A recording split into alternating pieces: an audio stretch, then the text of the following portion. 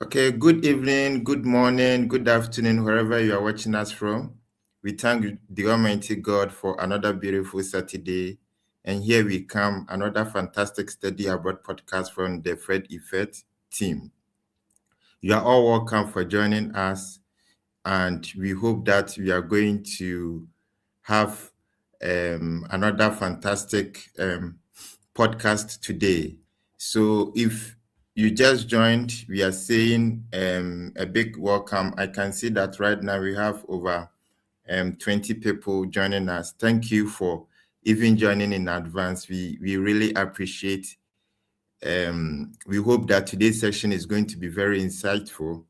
So, as usual, let's all try as much as possible to share the link to make sure that those in that corner, you get the point, those in that village will get to know what we are doing so that they can also benefit. The information shouldn't stay in Accra and Kumasi alone. Let's try and spread the good news, and I'm sure everything will be fine. So if you have joined once again, you are welcome. Today's story, I don't have to even talk about it. I think our guest today is going to solve most of the problems that most of us have been partnered with as long as study abroad is concerned. So without much ado, let me bring my host, my guest on board. Hi. Achampong, Hello, sir. yeah, how are you? Good, good, good. How are you doing, Ben? Yes, I'm also fine. You're welcome to the biggest study abroad podcast. Thank you. Thank you. It's a pleasure. Yeah. Once again, thank you for honoring our invitation. Sure. Yes. Your story is among the stories that our audience are yearning to hear. So I'm sure today you have to speak from your heart. Either Yeah, as always, as always. yeah, this is the purpose of this study abroad podcast. We want to make sure that those who are now interested, who have now taken this serious, shouldn't be committing the mistakes that we make. And we want to try as much as That's all possible right. to serve them with the information that they need, yes, to make their journey successful. And That's that is the great. mission of this podcast. Yeah. All right. So you're welcome once again. Thank you. Thank you, Ben. All right. So a quick introduction about yourself. All right. Hi everyone. I hope everyone can hear me.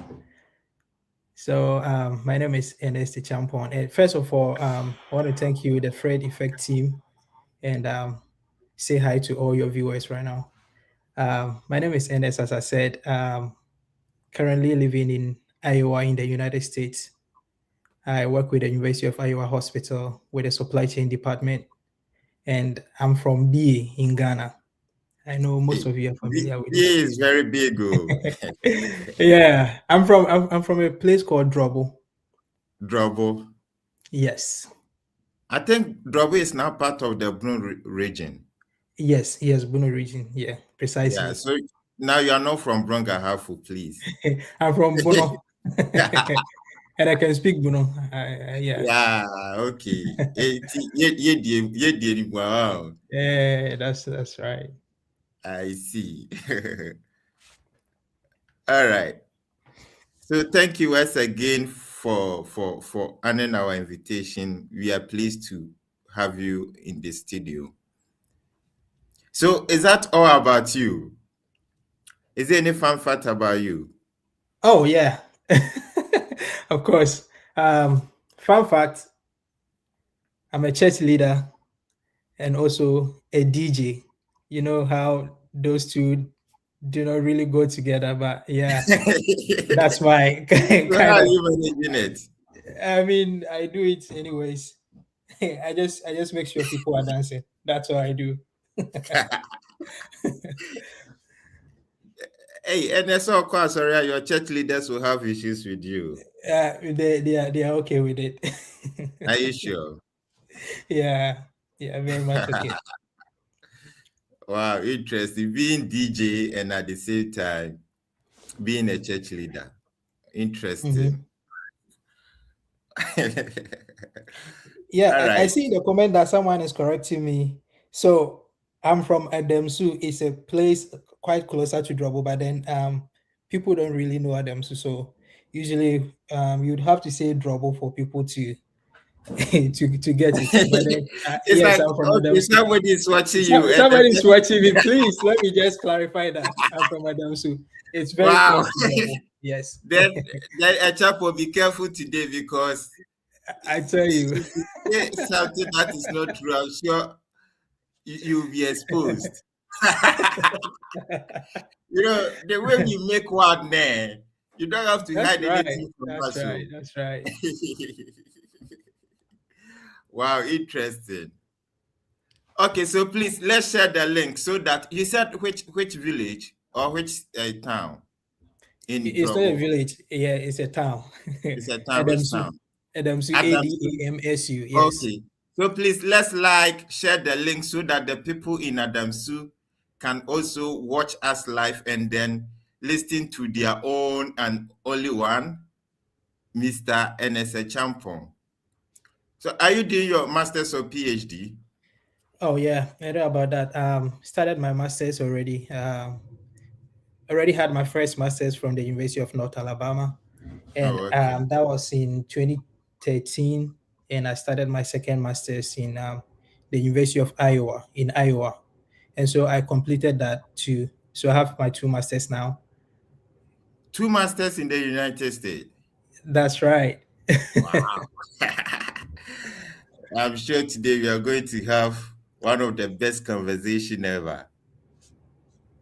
Hopefully. Yeah. So the question is, why did you decide to study abroad? It's kind of a long story. I mean, after graduating from University of Education Winneba, Kumasi campus in Ghana, I did my national service at the Kolebu Teaching Hospital, and after that, I mean, we were back to the hustle, and so it is something that I was really interested in, even after I graduated from senior high school. It was always in my mind to study abroad, but then I didn't have the opportunity to. And so I remember it was on, So I you think, got the dream. You got the dream whilst you were in the senior high school. in a, yes, in the senior high Wow. school. And so I think I applied to a couple of schools in India, but for some reason it didn't work out. And so enrolled in uni back in Ghana, graduated in 2018, finished my national service in 2019. And I think that was where I met Fred. It was in December. That was when I first texted him.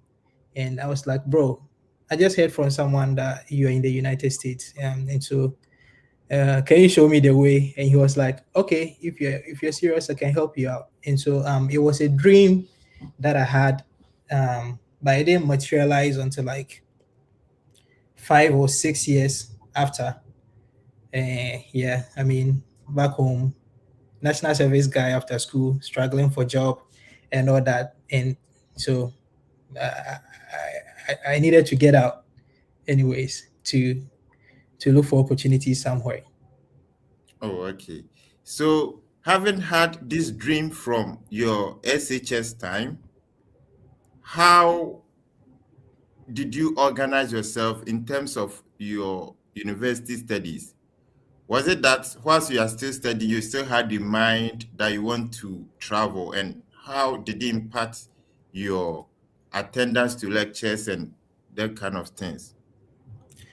Uh, I think it's just like many others. I mean, this was a dream that I had in high school, and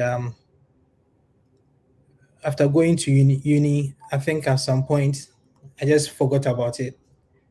So I was doing my own thing, uni level 100, graduated, and so I mean, I had actually forgotten about it until a friend of mine told me about Fred, and then I texted him on, I think it was I was on Facebook because I didn't have his number. And so actually back in uni, it was one of a regular guy who wants to graduate and get a job, you know. So honestly, I had forgotten about my dream. But Oh, then, okay. I mean, I think not completely forgotten, but I had it backstage, Oh, right? okay. I needed to get a job. And then when I heard about Fred and he being able to make it, I was like, okay, yo, I can go back to this and make it work. Oh, okay. So how long did it take you after uni Uh, to be able to fulfill your study abroad dream? it took some time. It took some time. I think 2019 in December after I texted Fred, and then COVID hit. You know how that goes. And so finally made it to the United States first day of January 2022. Yeah, so roughly 3 years.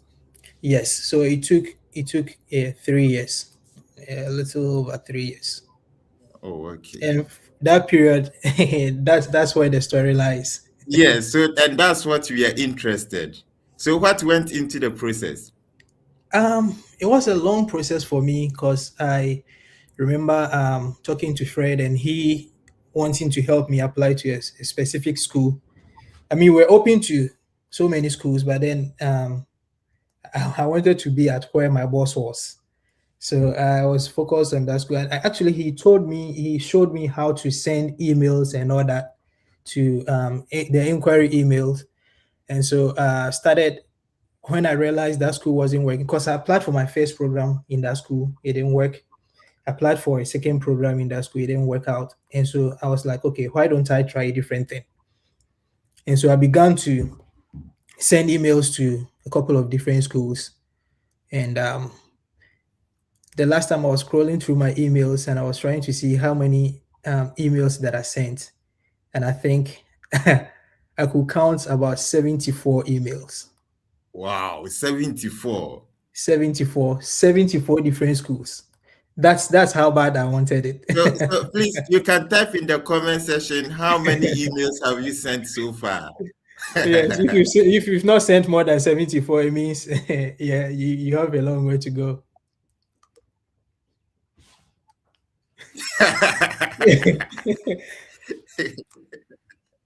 Yeah, so So please, we are waiting. Let's know how many emails have you sent so far. Okay, I jump for continue. yeah, so 74 different schools. And so I think I had admission to a couple of schools, but at some point I think it was the next hurdle was to get a visa interview date. Yes, the next hurdle was to get a date, and so I remember I applied to different schools, and I had my visa interview scheduled in I think it was 2021. No, it was in 2020.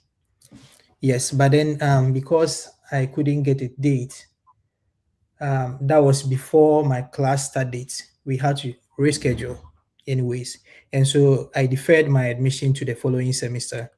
And then because I deferred, the school was asking for a whole So new different set of yes, documents.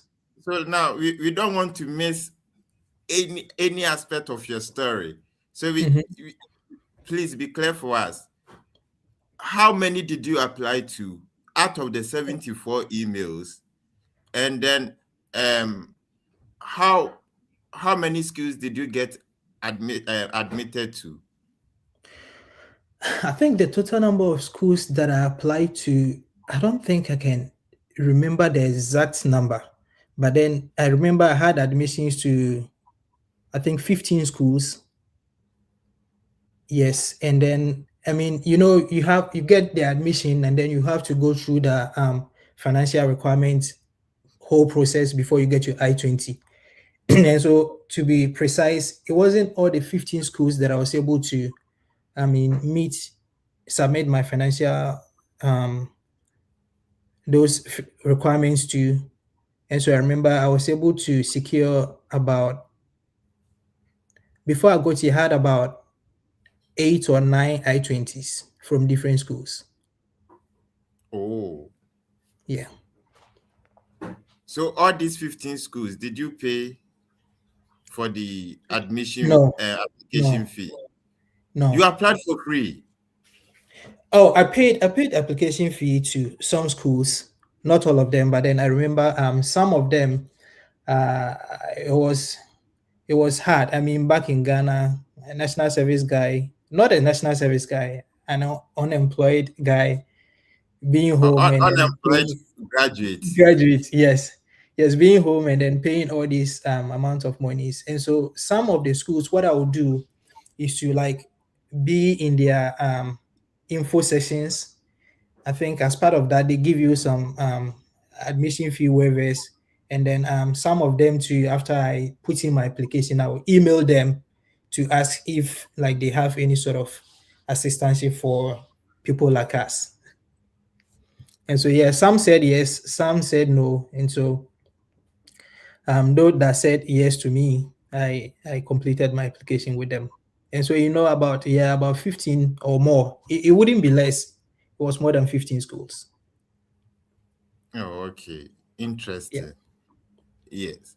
So, in the course of the application process, what did you learn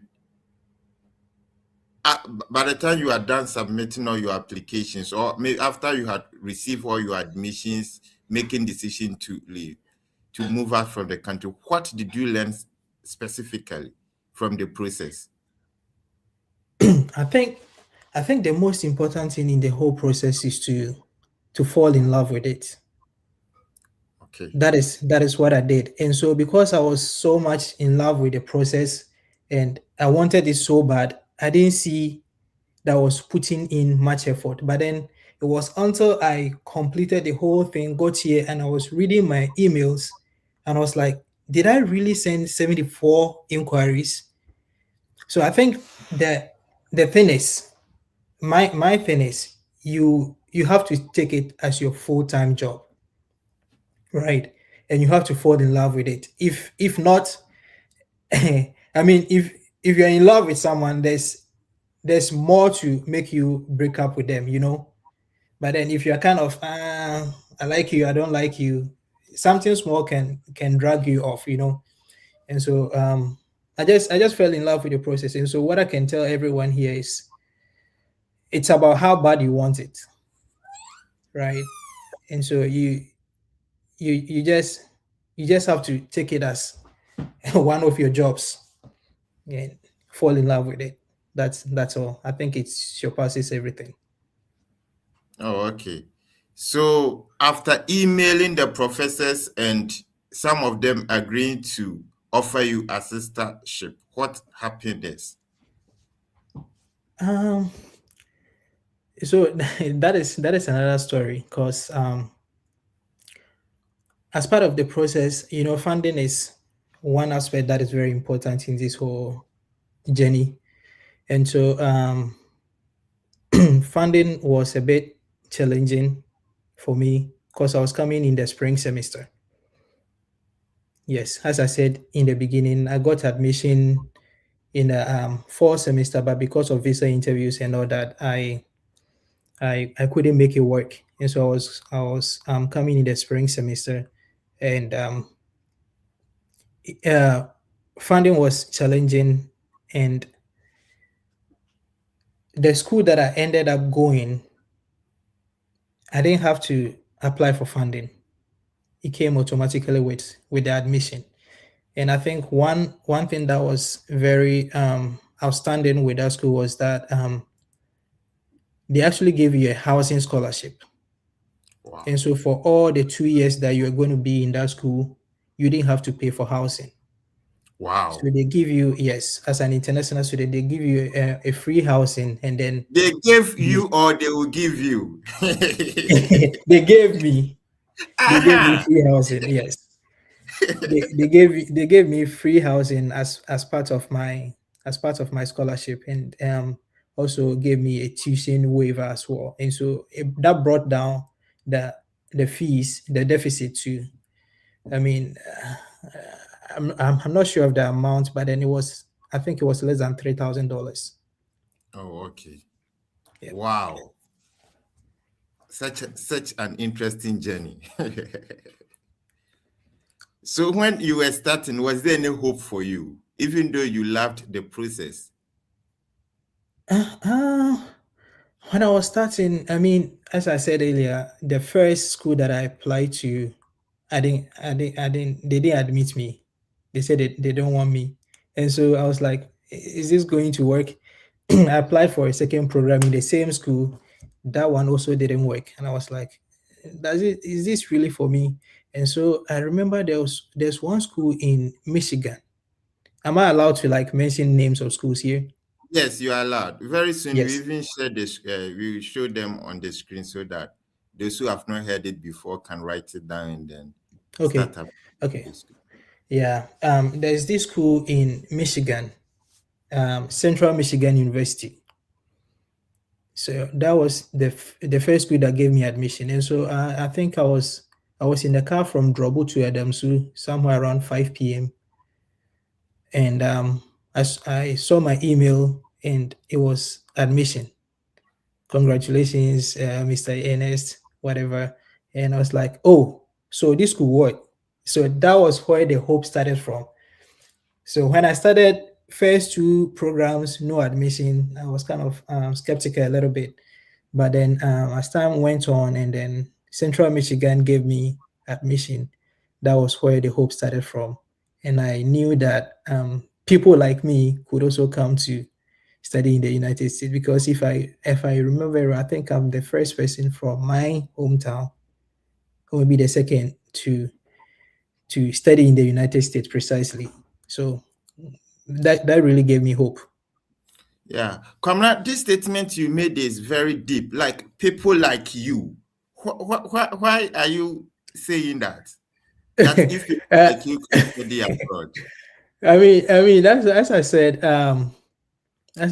I think I'm the first person from my hometown Mm-hmm. to study abroad in the United States.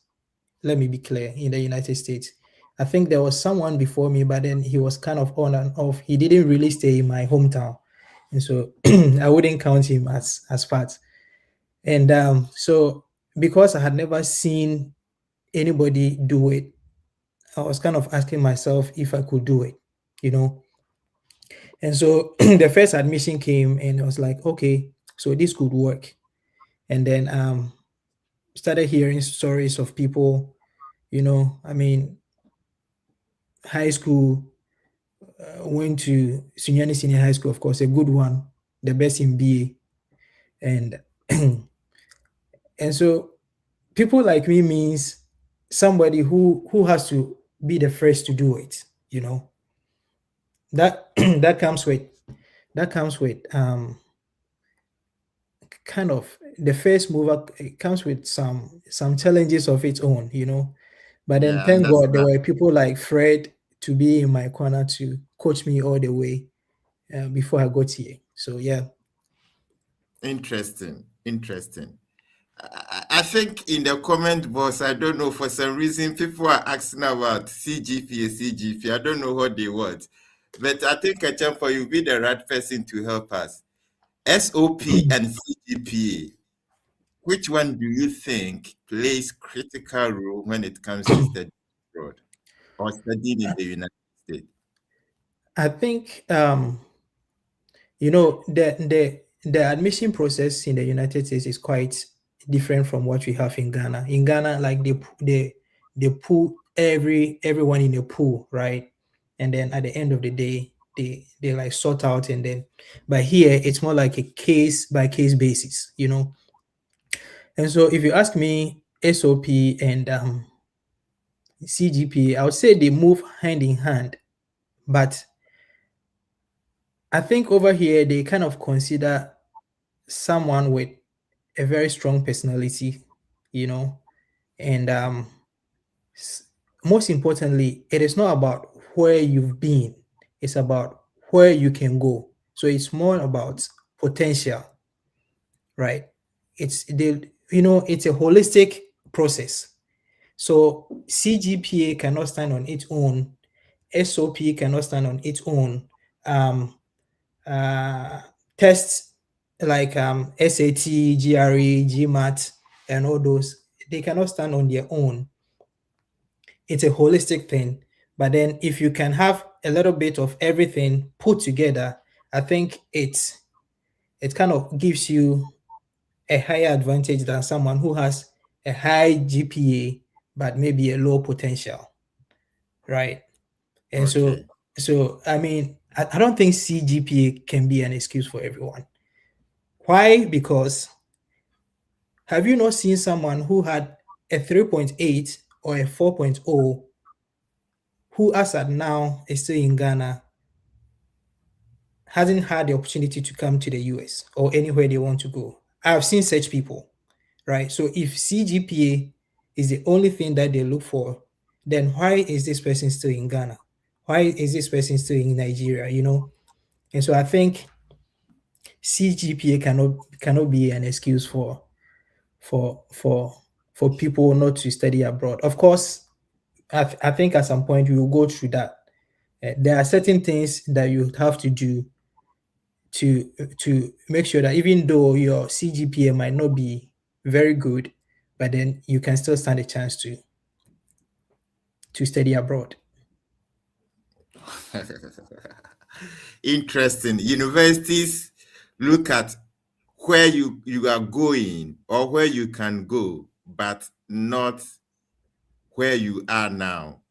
That's Yeah, an or where you've interesting been. one. Yeah. Or where you've been from, Mr. NSHF. I like your calmness. Why? Is your girlfriend watching? It's like you feel shy, be. Oh, really? I don't think so. Or it's from my screen because it's like you are cool, like cool levels. Or That's it's how I because of am. your church leader is watching you, so. Maybe I have to comport myself.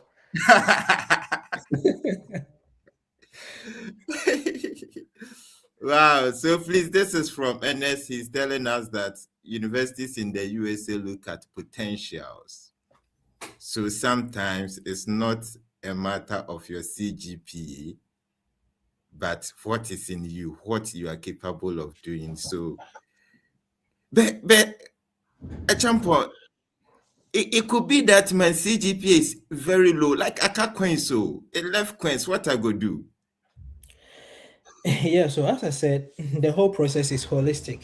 And as Uh-huh. a matter of fact, even if you have 4.0 CGPA and then from undergrad in the United States, not anywhere else in the United States, there are certain schools that you cannot get into, right? And so I think my advice for people is, you know, this is a journey, right? And as a journey, we all don't have to like go through one route, you know. One can use left, right, center, wherever, but then it's about who gets there. And so if your CGPA is like really low, a couple of things you can do. One, you can write a compelling SOP that tells them that, hey, this is the reason why I couldn't get a high GPA. For example, someone is in school and something happens at home. Maybe they lose a parent or a loved one. That is going to hit you and potentially affect your academics. And so I think this is a reason beyond your control, and ideally it can affect your education. And so basically there are reasons that are in our control, some are not. Some of the reasons that are in our control, like you go to school, of course, maybe you're first generation student, you hit the university, you're happy, I mean, clubbing and all that, and then you lose focus on so whatever your reason is, you have a low GPA. I think you should focus on one, writing a compelling SOP. That is very important to tell them the reason why um, you had the low CGPA, because I think SOP is a platform where you get to express yourself as to why you're here, and then where you've been, and then where you want to go. Very important, where you want to go. And so let's say, for example, you're writing an SOP that tells them that, hey, I know my CGPA is not great, but then this is what happened. But then after that, this is what I've been able to do. And with what I'm doing currently, this is where I want to go in the next 5 years, in the next 6 years, you know. So if they see that potential in your SOP, that tells them, oh, okay, let's give this guy a chance, you know. So one, you make sure you get a compelling SOP.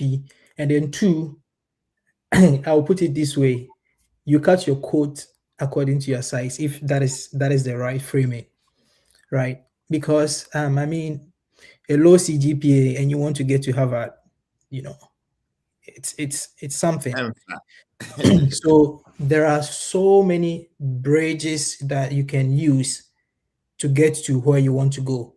There are so many schools in the United States that accept a low GPA, right? So you start looking at those schools, right? And so, yes, they might consider you, and then you use them as a bridge, right? Maybe something happened, and then that caused you to have the low CGPA, and then now you're here, you want to make it better. You've learned from the past, right? Okay. So, whilst you're in that bridge school, you do all you can, and then that is going to send you to where you want to go. So, a low GPA might not get you exactly in the school you want to go, but then there are so many different schools or different routes that you can use to get to where you want to go. So first, write a compelling SOP. Two, make sure you're taking advantage of bridge schools. I call them the bridge schools, right? And then I think one thing that I can think of is um, you also, I mean, if you can, write tests, these exams that we write, SAT, GRE, GMAT, you know, GRE too, I think is very good.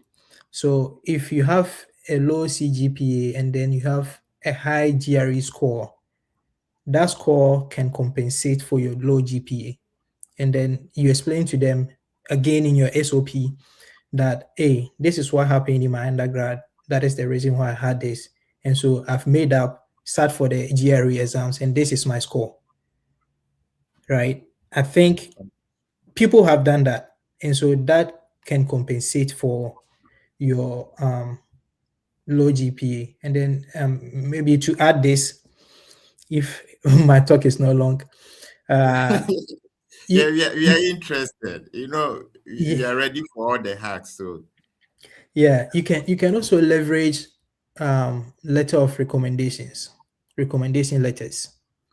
That is also very good. You get like prominent people, your professors, if you are working, your bosses, and all that, somebody you've worked with in the past.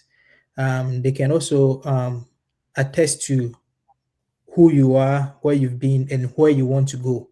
And so, if these people are attesting to your potentials, I think it gives you an opportunity to be um, to be where you want to go. That is going to compensate for your low interesting. CGPA. So we would like to know this. So during your application, was a low CGPA more like a hindrance to you? Personally, no, because my CGPA on a 4.0 scale was about 3.0, and so most schools, as we all know, are requiring 3.0. So I was above that. So I don't think that was a hindrance for me for any of my schools. But I know people even in my school that they were saying 3.0. I know certain people who came to that school with less than 3.0. Okay. Yes, so it works. It works. Oh, okay. So did you have a chance to communicate with those people? Oh with yes, the yes. I was CGPA? in class with, yes, I was in class with most of them. Uh, so is there anything they tell you that they did extra in the application? Yeah. So you know, SOP, statement of purpose, um, personal statements, other names for it. We often think it's about what what interests you in the course or the school. You know, I mean, this is me. I graduated from this, and this is what I want to do. I saw your program here, and I'm interested. I want to apply, and I'm applying to this school because blah blah blah blah blah. We are done, right? But they are saying a personal statement. You know, so I think you have to state in that statement, right? The reason why you had a low CGPA for them to, I mean, a personal statement is about, unless they are very specific on what they want you to write on. And even that, if you get any small opportunity, you can like chip in your low CGPA and then explain to them what happened. And then I think they're very understandable. They will understand. And also, if you have an opportunity, I think one of my friends, what they did was to book an info session with the admission counselor, right? One-on-one Okay. session with the admission counselor. So they had the opportunity to like talk to them. They were like two or three people. Yeah, they had the opportunity to talk to them. So during the interview, they addressed the low CGPA issue and then they had admission. Oh, okay. Yeah. Oh, okay. So they didn't use the normal sending email system, but rather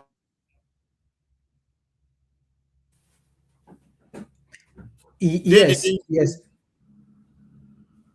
Can you hear me? Yeah, I can hear you now.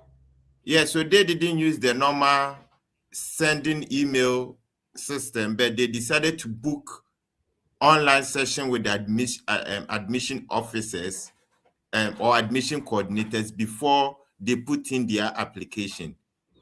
So this is what happens. Um, So, you know, you're going to send the email, the inquiry first, right? And then they will reply by telling you, hey, this is our requirement. You need a 3.0. And then after you get their requirement, then you do a follow-up. Yes. Okay. So you do a follow-up. Okay. So you're saying that you need a 3.0 CGPA, but then I have a 2.7, I have a 2.6. But then this is what happened. Can we address it? Yes, and then if there is any workaround that they give you the opportunity to. Oh, okay. So you want to tell us that in our personal statement, it is advisable to indicate why we got low CGPA. Yes, yes, yes, I can confirm that. If so, as I said, you know, in a personal statement, there are certain schools that specifically give you certain things to talk about, right? But then if the school is asking you to bring a personal statement and then do not specify, I mean, what you want to talk about, and then of course, if you happen to be someone with a low CGPA, then you must make sure that that issue is addressed in the personal statement. And again, you must be someone, or you should be someone who I mean, who, in as much as you had a low CGPA, you're doing things to like better yourself, right? So you know, as part of the process, they let you send your resume or your CV, Yeah. right? So let's ask ourselves why. They want to know what you're doing, if I'm right, and then they want to know where you want to go. You understand? So maybe after your low CGPA, you accepted a job here that aligns with the program you want to do in uni, and then the job is making you understand more of the concepts that you didn't understand in school. You know, so all these things are things you can systematically address in your personal statement, letting them know that in as much as you had a low CGPA, this is what you're doing, this is what you've learned, And so, as part of my experience at this job, ABC, I want to take up this program to further better myself. So now it is not really about where you've been, but then about where you want to go. So now they see potential. You get it. And that is how you kind of give them a reason to reconsider their decision. So if I'm understanding you clearly, then it means that in the SOP, we writing, maybe I've worked in this hospital, I've taken care of this patient, all these things are not really important in SOP. Is that the case? Uh, I wouldn't say they are not important. They are, but you are someone who has a low CGPA issue, right?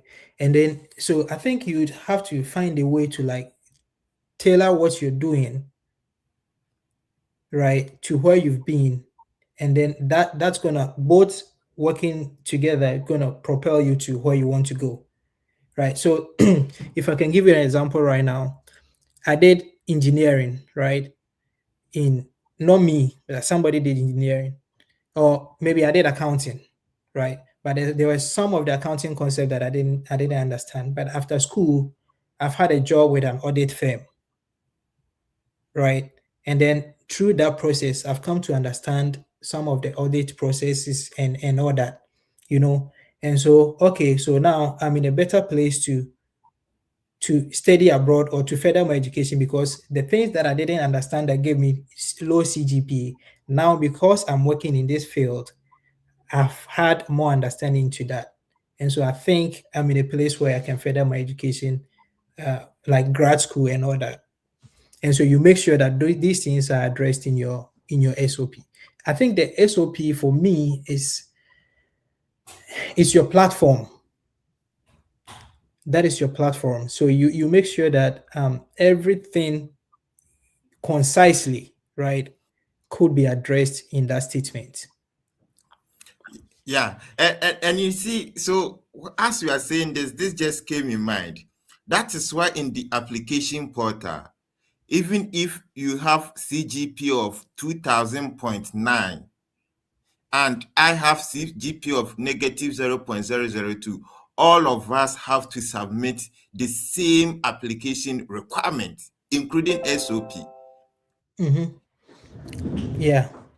So please, what we want you to understand is that we are not saying don't study. If you are in school right now and maybe your dream is to study abroad, try, and even if you're able to get 4.0, praise the Lord. But we are talking to those who have completed and in one way or the other, they were not able to get like high CGPA. Today's podcast means, or what we want to portray in today's podcast is that you don't have to lose hope. If you are able to strategize your application, as Ernest is saying, the way you even approach your SOP, it means that there's a possibility for you to also study abroad. And I think this is as simple as ABCD. Yes. So if you just join us, this is the biggest study abroad podcast that we have, and I'm Ben as usual, and our guest today is a champion. A champion is taking us through his process, how he was able to secure scholarship to study in the United States of America. And in fact, he made a statement that really got me. He said that if somebody like me, wow. In fact, I'm not sure I'm going to forget this statement. Trust me. So this is what a champion wants you to know, that he initially he had no hope from anywhere. But if he has been able to make it, then it means that there is also a possibility for you. So if you have come, you're highly welcome. And our special plea is that try and then like our session and then share the link so that those people in that corner would also hear of us, and I'm sure this video can be a benefit to some of those people. All right. So, Ernest, now let's zoom to the scholarship. You said it came alongside with the admission, so you didn't have to Mhm. do different application for the scholarship. Mhm. Yeah. So Were you were in you that, notified through the mail that you sent? no, I wasn't. So I was notified um after I had admission to that school. Yes. Okay. So yes, so, I think that the inquiry, as usual, is, hey, my name is Susu Susu. I have a CGPA of ABC, completed uni here. This is what I did. I saw your program and I'm interested, and I want to make inquiries if I can apply. And also, I want to inquire on scholarship packages for international students. Generally, this is what the emails is. So that is what I did, and of course they gave me the green light to apply, right?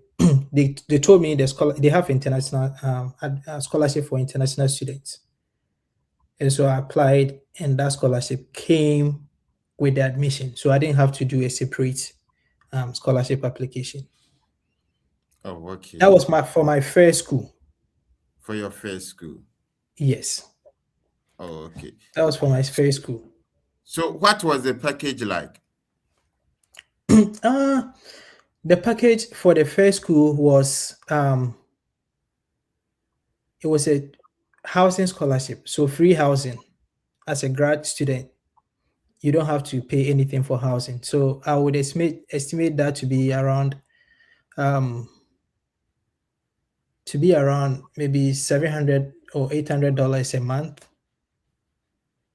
And then I had a tuition waiver as well. I can't recall the exact amount, but then everything brought down my school fees to about $3,000 or $4,000 a semester. Oh, okay. After the scholarship. Yes. Wow. I think it was a huge one. Oh yeah, yeah. It was a huge one, but I wouldn't say it was that huge. But I think the thing is, the school that I ended up going first, I think the cost of attendance was really low. So that is something that helped me a lot. Cause I mean, if you had been like, and it wasn't in a big city, you know, so that is something that really helped me. So how can we find such schools? You know, some of us maybe we are Jakoma, we don't want the Harvard, we don't have the MITs and those kind of schools. So Yeah. how can we find the Ajakoma school? How can we find those schools? So this is the thing. I No school is too small, right? And no school is too big. But then, of course, we know there are standards, you know. Yeah.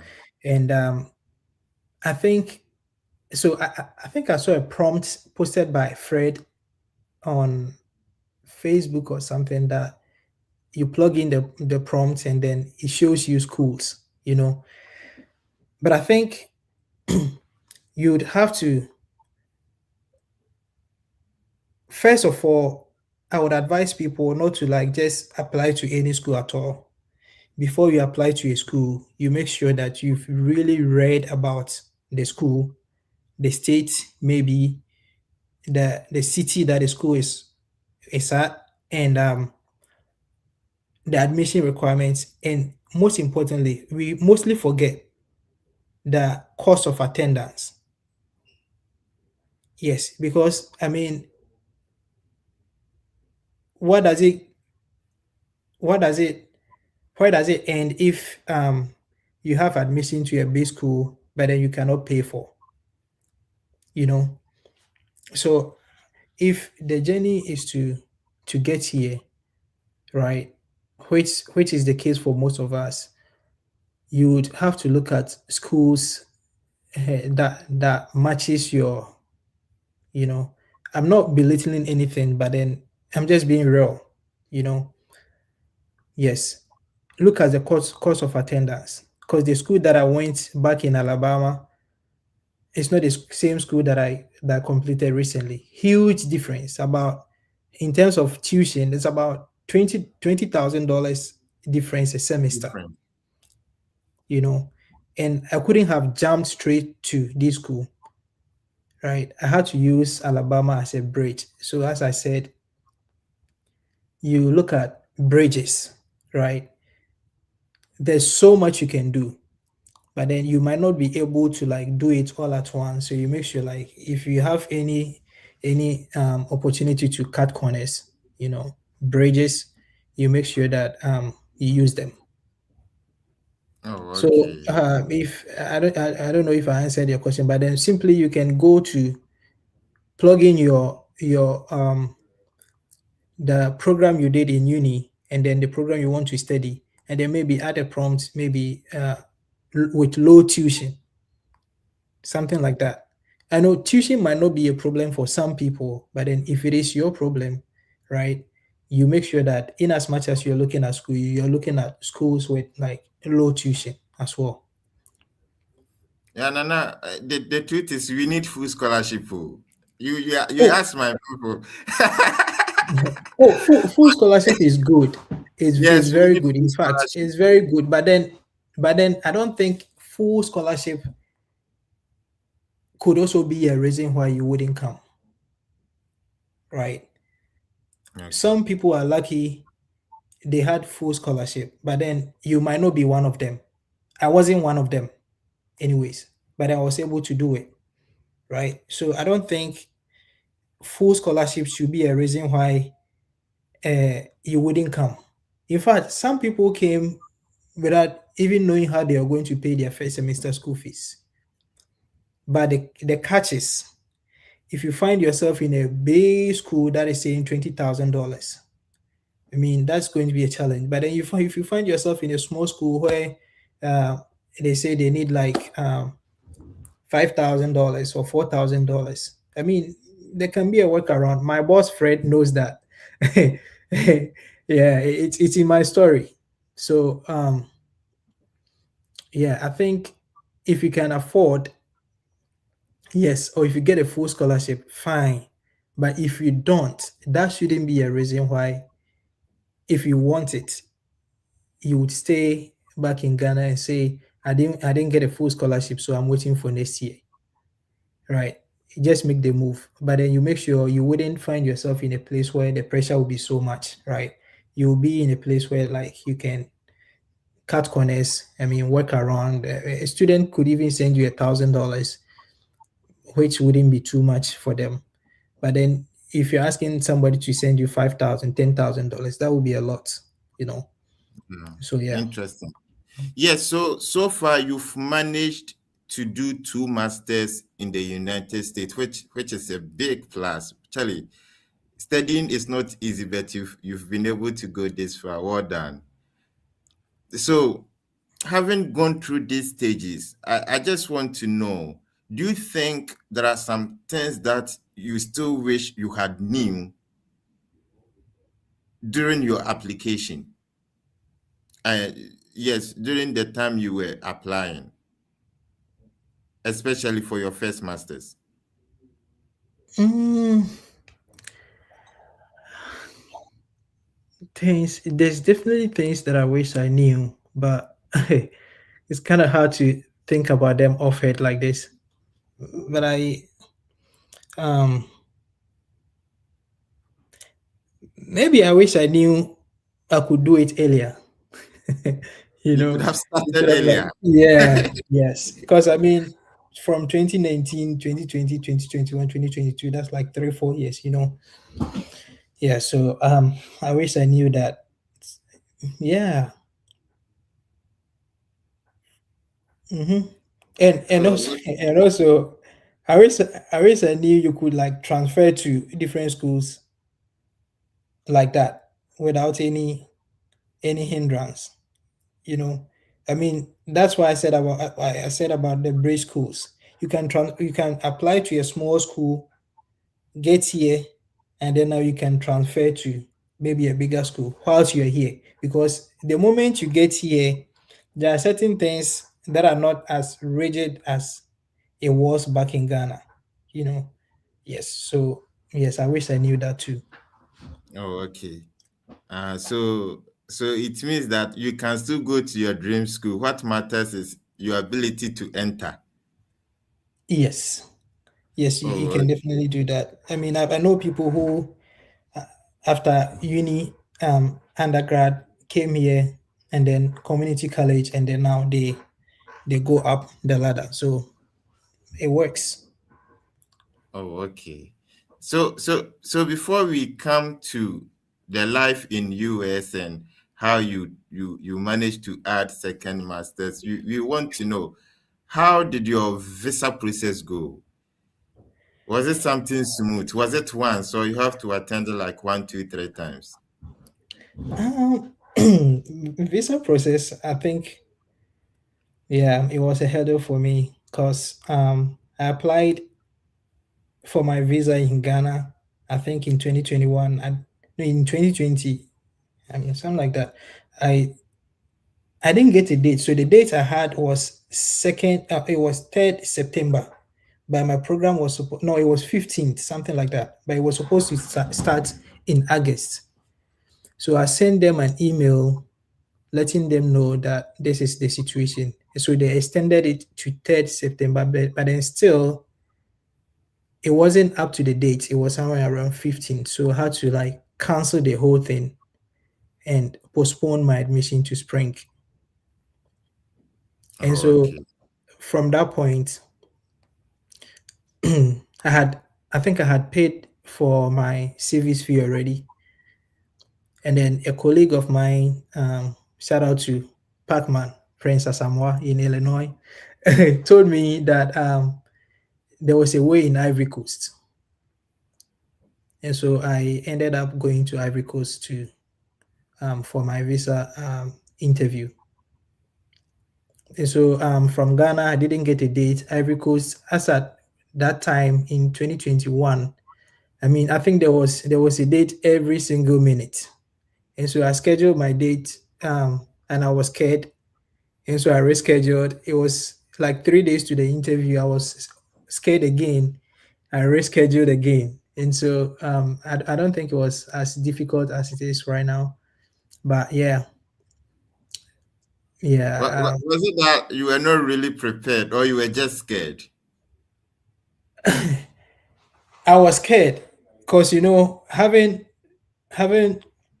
fell in love with the process from 2019. I think I was prepared enough. I was just scared because they told me in Ivory Coast there was this white lady that was like bouncing people, and then there was this black woman that kind of was cool. And okay, so I made sure that I was going to get the black woman, and so I scheduled to Tuesday, and then they said it was the white lady, so I rescheduled to Wednesday. And somebody went on Wednesday and said it was the white lady, so I rescheduled to Tuesday again. So it was just, I think you had three chances or so, something like that. And finally, I went to Ivory Coast. It was a whole journey on its own.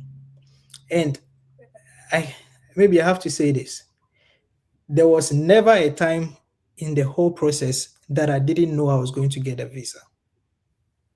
Oh no, let me put it this way. There was never a time in the whole process that I thought the visa could be denied. All this time I was saying to myself, I'm going to get my visa. So it was when I was traveling to Ivory Coast from Doma, Bono, and So then you use the Doma route. yes, from Doma, and then we went to a place, and then we had a flat tire, and it was a dusty road, and like my nostrils, everything was dusty. It was then that I told myself, or something occurred to me. I was like, so what if your visa is denied after all this? So it was that very moment that I knew that the visa could be denied. So I mean, I was very positive, and so I went So, there and so you didn't even uh-huh. use flight. You didn't use flight for your visa interview. No, no flight, Hi. no flight, please. Yes, yes. So now you understand people like me. Hey. Yes, No. so no flight. Nana, Nana, Yeah. Nana. now, you people should let us know, what did you see that what did you see in the USA that you want to go that mile, that extra mile to get your visa to enter? Like, we want to know I what mean, what as always been said, US is the land of opportunities. I mean, every dream could be realized, you know. And so yeah, I wanted to pursue. I mean, upgrade myself personally, professionally as well. But I, I mean, I take pride in being a first mover. So I really wanted to do it. Yes. wow, Yeah. So no flight, car, on entire and then road from Ghana to Cote d'Ivoire. if I should, How many hours did it take you? I think I left Doma um somewhere around 11 or 10 a.m. in the morning, and we had a flat tire, and we waited for some hours. And every stop, police barrier that we went, they will stop and then check all of us, and then I couldn't speak French. And so they will come to me and then start speaking French, and I'm not able to speak French. And so at some point they wanted to like take me out of the car.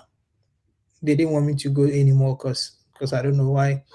Um, so there was this person that was sitting right beside me who was a trader from Doma and would take something from me and like give it to them.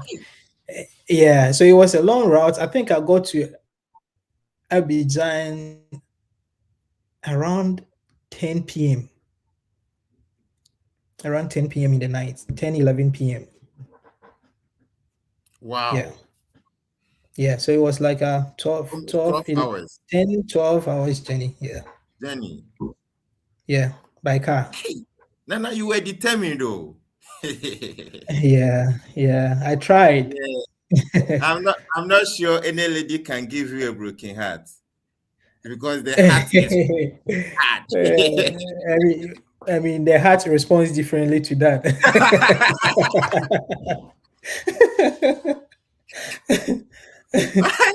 Well, you're afraid of women.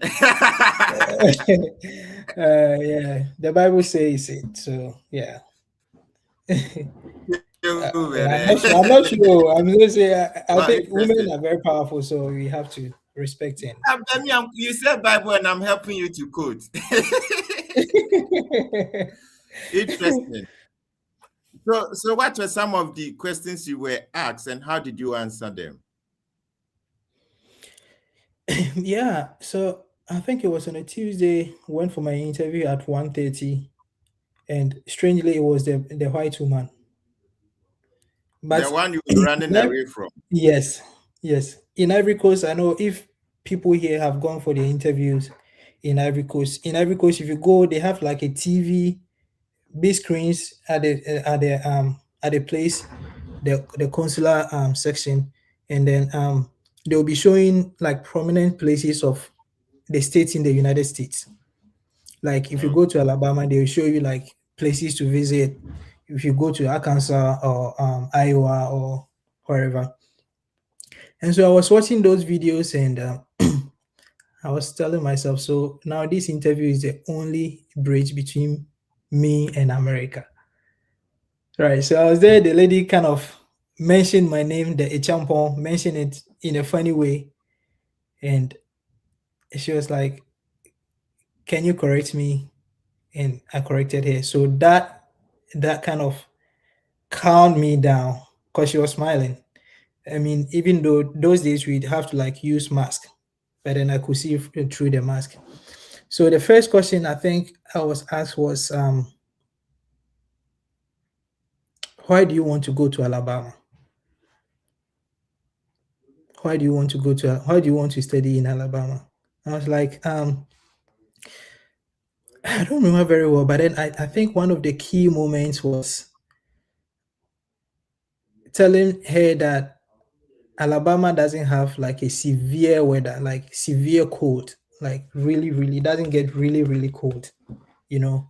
And so, as someone coming from Ghana to the United States, I think that is a place where I'll be able to like adjust myself to the weather. So that question was specifically for the states. That was my reason because I mean, North Dakota, Minnesota gets really cold, and then someone who is coming in the winter, you know, that was going to be a challenge. And so the question that I gave her with regards to Alabama was that thing. And then the program, I studied business in high school. I did accounting in UEWK, and then I was going to do a master's in business administration. And so I kind of aligned myself through the routes that I mean, still in the business routes. I think that was the response. And also, what would you do after this program? Very important. Your ties to your home country. Yes. So I remember after telling her everything, I told her after the program I would want to come back home and marry my girlfriend. Wow. And as a Just matter of like fact, I was single. Yes. that. I was single. And I mean, she was typing, and the moment I said that, she was like, "Oh, do you have plans for that?" I said, "Yes." And so I think that was a catch. That was going to bring me back to my home country. Of course, I will return to my home country, but we are still on Who gave terms. you that? Who gave you that hint? Nobody gave me that hint. As a matter of fact, I didn't even know I was going to say that. Okay, please let's hear from the comment box. Will you be able to tell the visa officer that you will come back home to marry your girlfriend or boyfriend? Please let's know yes or no from the comment box. Hey, Yeah, Nana, I didn't even rehearse or plan on saying that, but then it just came and I said it. And then while she was typing on the screen, the moment I said that, she like lifted her head. I was like, "Oh yeah, do you have plans for that?" I said yes. So I think it was a catch over there. wow. I can't remember all the and I remember they asked me about my sponsor, what work they do. And I think I remember I was very specific with how many employees they have because it was a cashew a cashew buyer that gave me that was sponsoring me. So how many employees they had, and permanent employees and like temporary ones. Those who are familiar with cashew stuff, you know, like by day workers. And I made sure that I gave her all the specifics. And also, what would you do after the program? I was kind of working a side job with MTN. Oh yeah. Yes. And so I I polished my work, right? It doesn't matter what you're doing.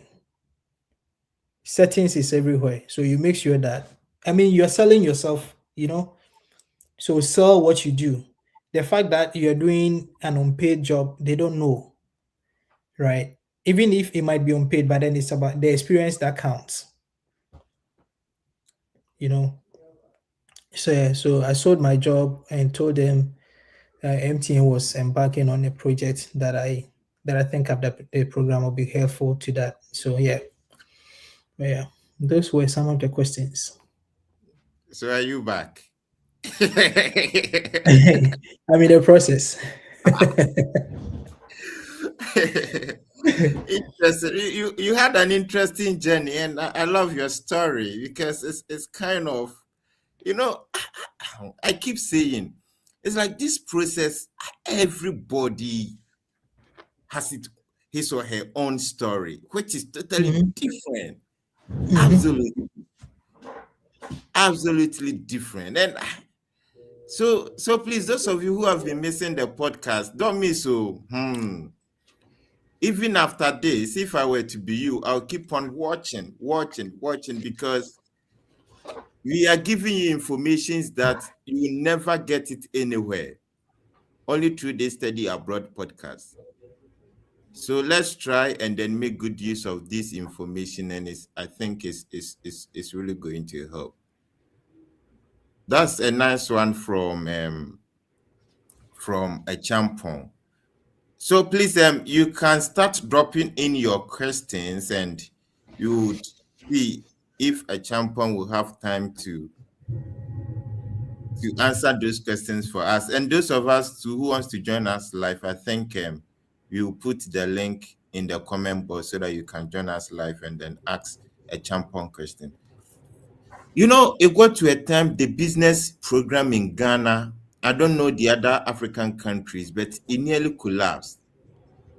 I think at the SHS, it got to a time they were not admitting a lot of students. And sometimes, if you read some of the comments from our audience, it's like there is no hope for the business students. How did you do it in terms of Yeah, study abroad? Yeah, yeah. I think you'd have to have a strategy, because um, business is business, and of course, business is non-STEM. STEM, science, technology, engineering, mathematics. mathematics. Yes. So because business is non-STEM, I wouldn't say it limits you, but then you'd have to know where you want to go. So, for example, I applied to for my MBA. That is what I use to come here, right? But after the first program, and then OPT is next. So I wanted to like take advantage of the 3 year OPT. So I applied to um, masters in business analytics, which is STEM, right? Oh, So okay. I don't think business should be an excuse. As a matter of fact, because now there's AI everywhere, but which AI is going to solve accounting questions? Which AI is going to be accountant for companies, right? So I mean, you cannot apply to just every program, but then I don't think being a business student should be an excuse. But then you'd have to look at, okay, so this program I'm applying to, maybe is it a STEM program, and then you can look. Those are things you can find on their website. If it is a STEM program, that also helps you in some way. But then that's not to say if you don't get a STEM program, you cannot make it. But then if it is STEM, business STEM, then that really helps. Oh, okay. So how can we identify the business terms from non-STEMs? Yes, if you go to the program's website, the school, you go to the program website, and then about the program, they have it over there. If it is a STEM program, I think most of the time they list it. But then even if they don't, you can send them an email and ask them if it is a STEM program. Oh, okay. Yes, and they'll respond They'll to that. respond. Oh, Yes, okay. I mean it Okay. takes here you send an email maybe a day or two, they will respond, and so yeah, Oh, okay. they Interesting. they'll do that. Oh, okay. Thank you for letting us know. All right. So the 15 schools that you got admission to, can you quickly let those schools out so that uh, Yeah. so I please let's get our might not panel remember ready. all of them. Oh. I Yeah, might not those remember that you all can of them. remember. First, I know I had admission to Central Michigan University. Central Michigan. Please, we can be typing in the comment box. Uh-huh. Yes, Central Michigan University. I got admission to Western Illinois University. I got admission to uh, I got admission to not Ohio State, Cleveland State University, Cleveland. I get admission to University of West Virginia. Got admission to Indiana State University. got admission to Bowie State University, BOWIE State University. Got admission to Minnesota State University. I think the one in um,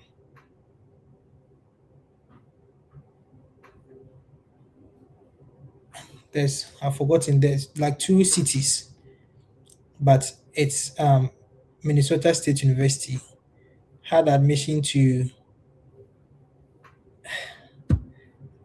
I'm trying to remember all of them, but um, Yeah, I think you've couple of given us schools, seven. You've couple of given us schools. that's good.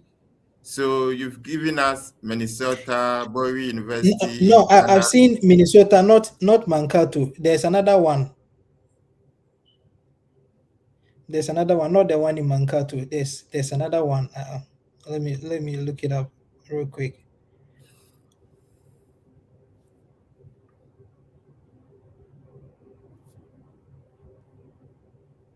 The one in Moorhead. Okay. There's one in Moorhead. Yes, there's Oh, one in okay. Moorhead, not Mankato. But then they are all Minnesota State University. Oh, okay. Yes, and what again? Yeah, I think you've given us eight. 8 so far. Yeah, Yes, there's so a that's couple more. There's this school in Indiana in Lafayette. I've forgotten the name. Had admission there too. There was a school in wow. Louisiana. So you applied to all these schools within the 3 years. Yes, yes, within 3 years. Oh, okay. So what I did was to like wake up in the night, use the three CDs night bundle. So from 12 to 5 a.m. in the morning. That was where I used to apply for my schools. Wow. So Yes. we just three cities, three Ghana cities. Yes, with just three Ghana cities. Yes, I was able to do it. And so I remember Fred would call me in the morning and I think around 4 a.m., something like that. I was always up to pick up his call. So out of this university, then which one did you choose? I chose University of North Alabama because University of of their North. scholarship. Yes. Yes. So Yes. you did your first masters in University of North North Alabama. Alabama. Yes. Masters in Business Okay. Administration. Oh, okay. Yes. So that And then one, there from that, wasn't any analytics. no, it wasn't. It was just Masters in Business Yeah. Administration. Oh, okay. And then Yes. your second master's, so is it in business? Yes, the second master's in business analytics. So that is like purely Python, like data processing and all that. Oh, okay. Yes. Oh, okay. Wow, such an interesting journey. So two masters in the space of 3 years. Two masters in the pace of 3 years. Charlie, well done. Thank you. I know it's not easy, but you've been able to make it. So your second application, masters, is it a full scholarship? It wasn't a full scholarship for my first semester because so this is one thing. If you're also applying to schools, make sure you apply as early as possible. Ideally, like before December. Because my school said if I applied before December 31st, they were going to give me a scholarship. Yes. So Oh, the latest school is University of Iowa, AOWA. okay. IOWA, Iowa. Okay. Yes. So University of IOW. yes, IOWA. So they told me if I applied before the December 31st, I was going to get a scholarship. So they gave me a scholarship, a tuition waiver, and I came, brought my deficit down to I think $12,000. Yes. A So semester. yes, a semester. Yes, but then we all know there are certain schools like STEM schools. If you go, if it gets hard, you can apply for student loans and all that. And so so it was in my second semester that I had a teaching assistantship. And so yes, that helped offset the deficit over Oh, there. okay. Interesting. Yeah, so far so good. How is life in the States? Life is good. Life is How good. how good it is? Life is good. I mean, um, it has its own challenges, but I think we are in a better place, right? Yes. So I mean, yeah. And how good is life? I mean, I've Yes, been we out are of do. school Our for one ears are year. itching. You wanna One hear? year. I graduated December, not last year, December 2024. Yes, December 2024, and I had my job in January 2025. So like I had to wait for just 1 month. And so unlike Ghana where you'd have to like wait for so long before you get a job, I was able to get a job within 1 month. And then after working for about a year now, I would say there are so many things that I can do now that I couldn't do back in the days, you know. And maybe When you were at Drobo. and yeah. So there are so many things that I can do now and that I couldn't do back in the day. So even if I was still in Ghana now, maybe don't really think I'll still be able to do. And it is not always about what I'm able to do now. I think it's also about the experiences that I've had over the years. Because I'm someone who wants to always keep learning, right? Personally and professionally. And so looking at the experiences I've had over the years, especially in the United States, where like it's made up of almost every part of the world. Yeah, all those coming together, yeah, I think it's good. Life is good.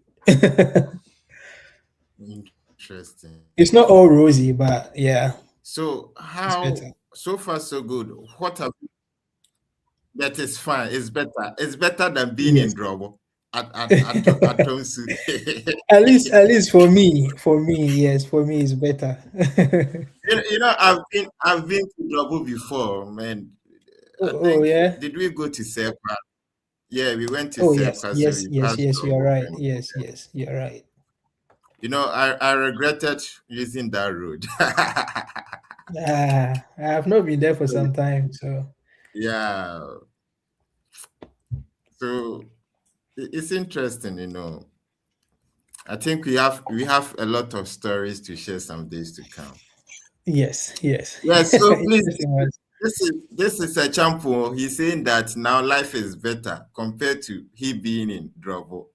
So if you are still back home and um you want to join the graduate unemployment, we've not said anything, no.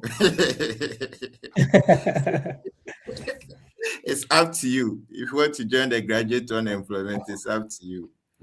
So, what have you learned about the US education system?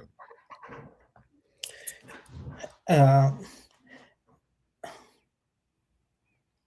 I think the US education system is very accommodating because it makes room for everyone. For example, I had not done anything Python before, no SQL, SQL, no programming language, right?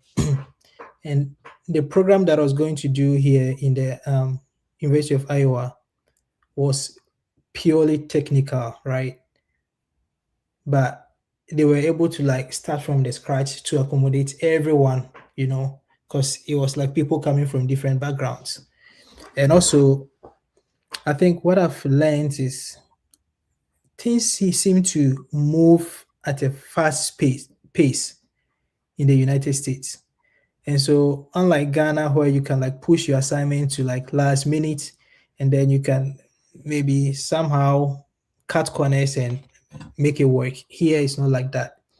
You really have to be on top of your game when it comes to time management, right? So two takeaways: education system here is very accommodating, but also you have to be on top of your game when it comes to time management because that might spoil everything for you if you're not able to manage your time very well, especially if you are working and then going to school as well.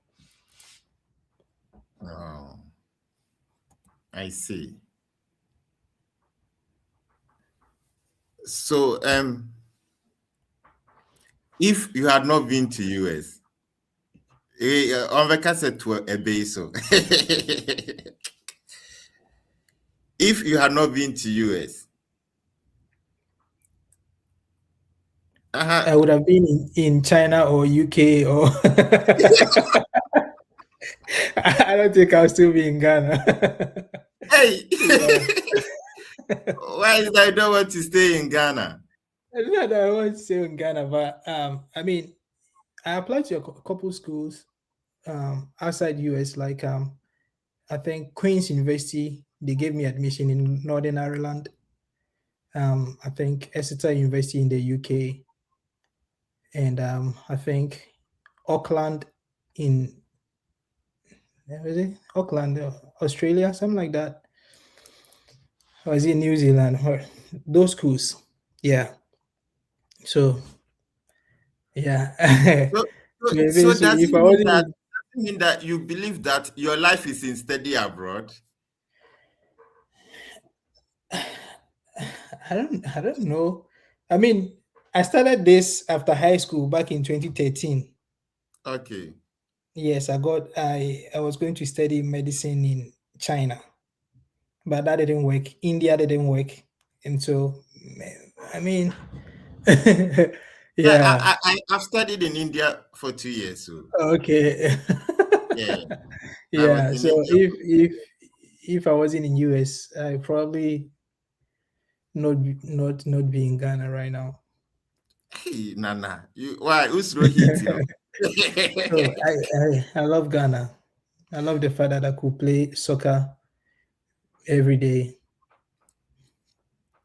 Yeah. Interesting. So please, I'm sharing the link so you can join us live, and if you have any question, um, you can ask Ernest. So I've put the link. Those of us who want to join us live, you can. And if you put your question too in the comment box, we would also highlight and see if a champion can make an attempt. Nana champion, Yes, sir.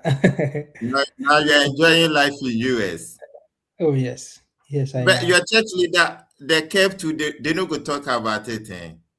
Oh, this one, there are days like every last Sunday of the month, we go to church with like casual dressing. So I So wear this in that shorts. one, the church Yeah, leaders that. have agreed. Yes. I think because you're not in Ghana. Yeah, I mean cultural difference. Ghana, I don't know. Can we still wear Kevin and go to church? I'm not Yeah, I sure. think we can. They will say Yeah. you are falling. No, what should I say? Wow. So, Okay. So this one is from Nathaniel. He's saying that you able to how was you able to get recommendation letters for all the schools you applied to? yeah, so this is very important. Thank you for your question, Nathaniel. So, I mean, if you're in uni, you'd have to like make contacts with your professors as much as you can, so that if your name pops up after school, they will at least know who you are. So that is what I did. But then, as a matter of fact, there were some schools that it was hard for me to get recommendations letters for, right? And so some would give you conditional admission, bring the recommendations, and then you give you. But then I wasn't able to get for some, and so I ended up not going there. And so at some point, what I was doing is I was looking at schools that wouldn't require letter of recommendation at some Oh, point. Yes, at so some point. because it So is hard. we Yeah. have those schools also. Oh yes, yes. There are so many schools that wouldn't request for letter recommendation letters, and so if you get one of those schools, then you put your application in, and then you're good to go. Oh, Yes. okay. So I think this one too might help some of us. So please, those who are still struggling with recommendation letter, NS is saying that there are schools that do not accept recommendation letters.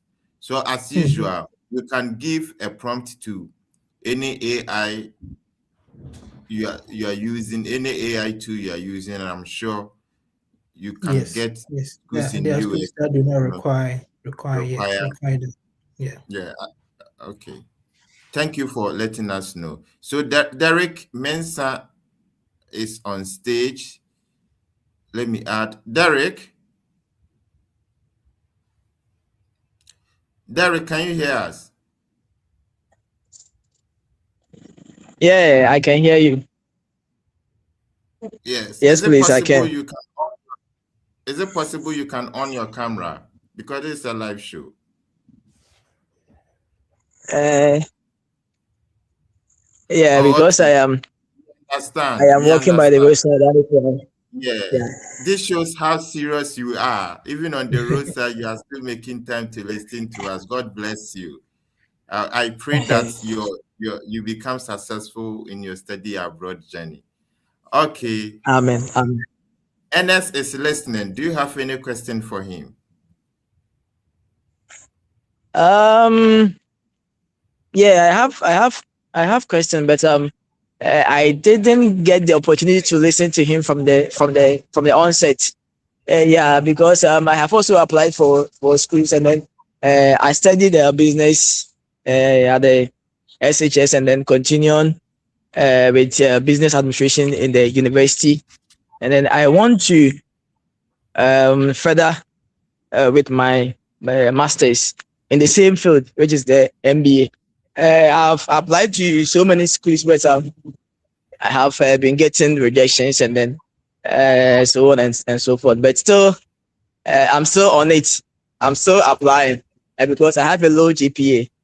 So I have an issue with my SOP, how to come up with a strong SOP. So I don't know if you can help me draft a strong one so that I can also get the opportunity to study abroad. Okay. NS, so there's a Mhm. Mm. request from Yeah. Thank Nathaniel you so much, Nathaniel. and from Derek, sorry. Oh yeah, Derek. So Derek, this is why the Fred Effect team is here. Okay. These guys are very good when it comes to doing stuff like this. And so I think if you're able to like help them get in touch with them, they'll be able to help you. And then also as what I said from the beginning, a low GPA one, well, you don't have to share your GPA here, but I don't know how low it is, and I don't know what you're doing right now, like the job you're doing now.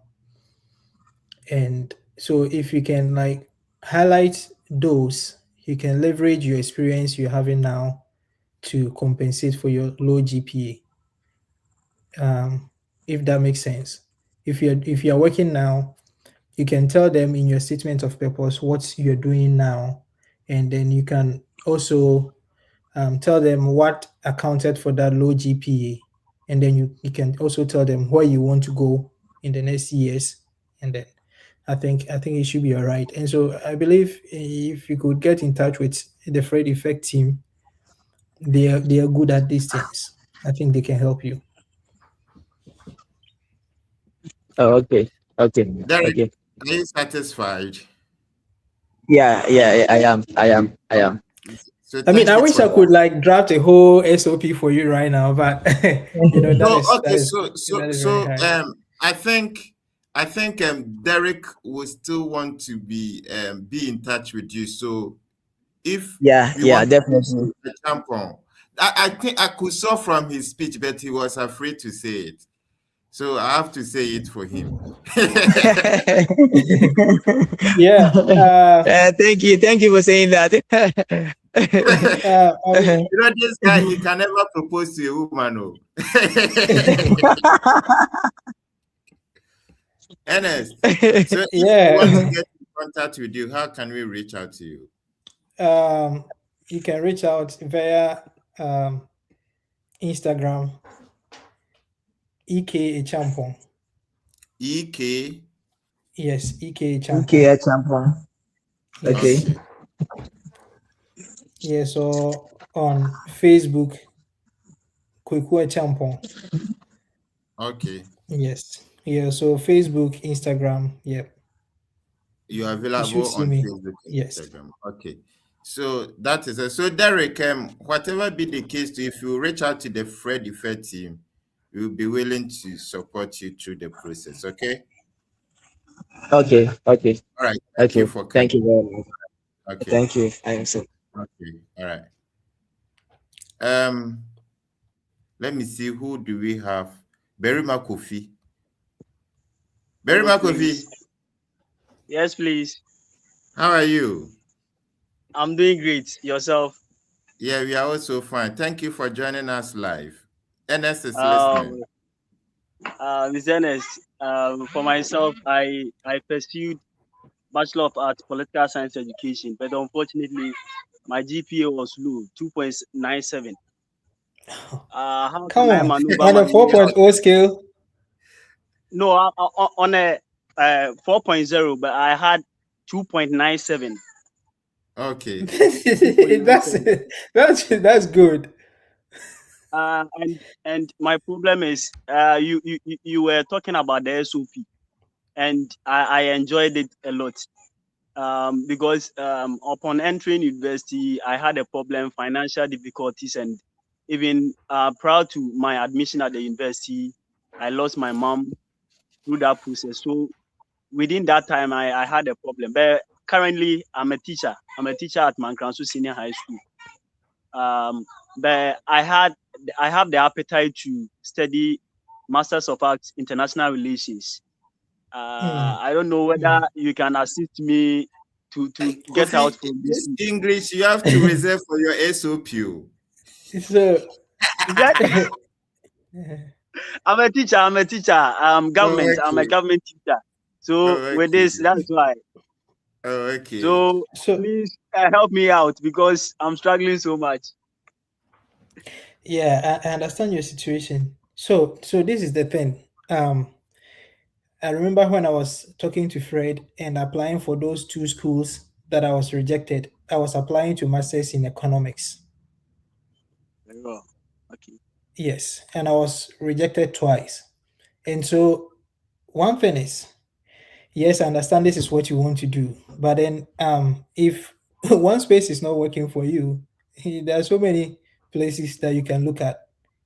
So for Very well. example, you're in education right now, right? Yes, I please. was looking this morning and Bowie State University, BOWIE, in Maryland, they Please have wait. Oh, I'm writing. Oh, I'm writing. Wait. Uh-huh. Hey, government teacher, how are you I'm yes, with all yes. BOWIE State University. They have a program for those in businesses. Um, their business administration, they accept 2.75. Very And then well. if you have experience, I mean work experience, that can compensate a lot. And then Uh, education administration, they also okay. accept 2.5. And then I think IT, Masters in Information Technology, they take like 2.5 as well. And so I mean these are schools that you can look at. If yes, I verified that this morning, so this can be trusted. Very, very well. So yeah, I'll be very, very happy if you could help me navigate through, because a recommendation letter and all those, it has been a hectic. You will call your lecturer for the person to help you draft recommendation letter for you, but Ghana, they don't respond to you. That's the problem. yeah, yes, it's an issue. Yeah, I know that, but yes. So when it comes to navigating the whole process, application process, and all that, the Fred Effect team, I believe they are doing a very wonderful job. And so if you could like get in contact with them, I know they can really help you on that. Very well, very well, And very well. again, I gave my Facebook and Instagram out. So EK a champion. yes, E_K_a champon. Okay, Yeah. Yeah, okay, very well. E_K. Yeah. So So if so Berima Kofi, Yes, please. which school do you teach government? Which senior high school? Mankransu Senior High School in Okay. Ahafana Southwest District. Yeah. So I want you to be the first advocate to ensure that your school gets a website. Now, when you're Okay, able to get the website, it comes with institutional Gmail that your okay, headmaster can have access to institutional Gmail, and some of your college teachers will have access to institutional Gmail, and you also can have access to institutional Gmail. So, which means that if your headmaster and assistant headmaster can recommend you, you are good to go. Now, every senior high school in Ghana, we have IT departments that they are very in well. charge of the IT. Creating website is something they can do. So from today, I want you to go and fight for that. Advocate. Make sure your school gets a registered website which comes with Gmail account, and I'm sure other schools in Mankranso and other cities will learn from Okay, your efforts. So very next well, time very well, you come live, I'll ask you how far you've gone with that. very well, very well. I'll do so. I'll do so because for me, I'm vocal in school. Even I'm Yes, vocal. yes. Yeah. Okay, So okay, so okay. so try and then link up through our Instagram account with me, and then we can take it from there. Any guidelines you need, I will try and then give it to you. Ve- Very well. I'm most grateful for your warm attention. Thank you. Yeah. All And right. Edestu, thank you as well. I'm proud no of you. All problem. right. Thank you, Thank Okay, you bye Sis. for bye. joining. You All are right. also welcome. Okay, Okay. Bye. All bye. right. Yeah. So that is Berima Kofi, government teacher from Ankrasu Senior High School. Now, Berima Pesoba USC. When I bet you create government. Yeah. So.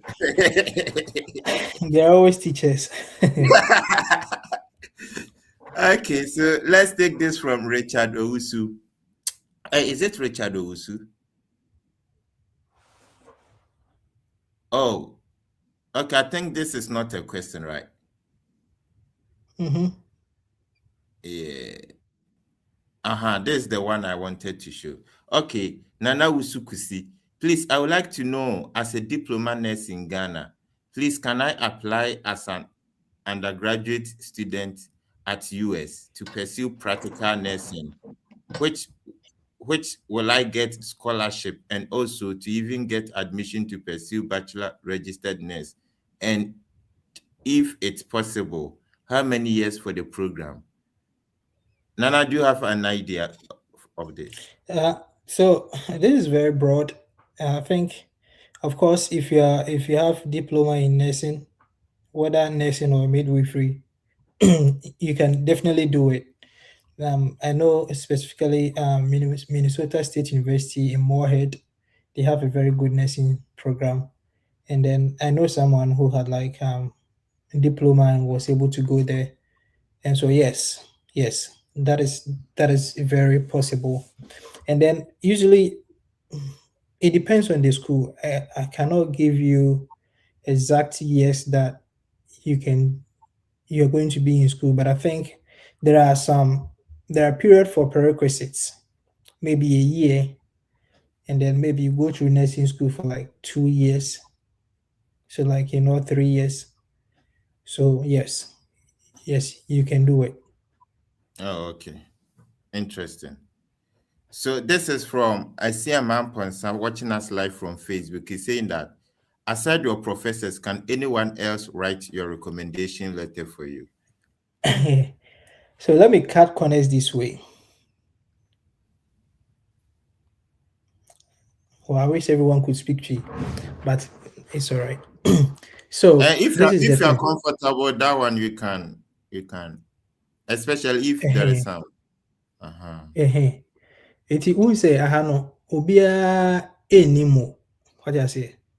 Nti sɛ professor no ebetumi atwerɛ recommendation letters ama wo fine. And then sometimes they need like institutional emails and all that. But then most of the school um they do specifically say that it has to come from these people, right? But then if they don't, if you can get one lecturer and then one colleague you work with, and maybe one supervisor or your boss, right? So mostly they do ask of three, sometimes two, So you can get one that is going to talk about your academics, two, someone who is going to talk about your work ethics, that is your boss, and then three, someone who can like same line, who can talk about your human relations and all that, you know. That kind of like encompasses everything because you're going to be in a class with people, other students. So how do you relate with them? You're going to be in class in like groups because grad school, for example, is all about study groups. So how do you relate to people in your group? So it doesn't always have to be all professors, right? I think you can get like two professors or one professor, one colleague, and one boss. And then Mr. Me no say me your colleague obi anim me. What do I say? So sometimes I was so one case was like, oh yeah, smart man. Na bi obetimi akɔbɔ obi din koraa hyɛ mu na aka sɛ asum asi wei ɔyɛ me wei na wankasa waprɛnte wɔ letter na wayɛ wayi. It has to make sense. That's it. It has to make sense. That's all. Yeah, I went to a YCC DAF.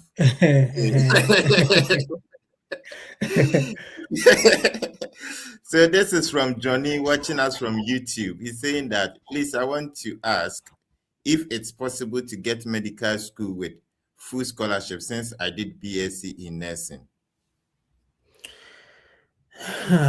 So medical school is like a whole process on its own. And as a matter of fact, that is one area that I've not looked at.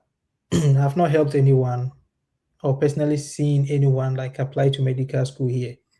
And so that would be kind of hard for me to talk about, But I think the Fred Effect team does great on that. So, Johnny, if you can get in contact with them, I think they will be able to help you.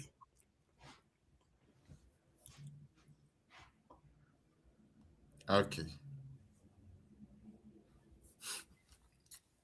So this is from Prosper Suzy. Mr. Fred, it's good I have you here. My question is, I'm currently working as a plumber in Ghana Water Company, and also pursuing civil engineering.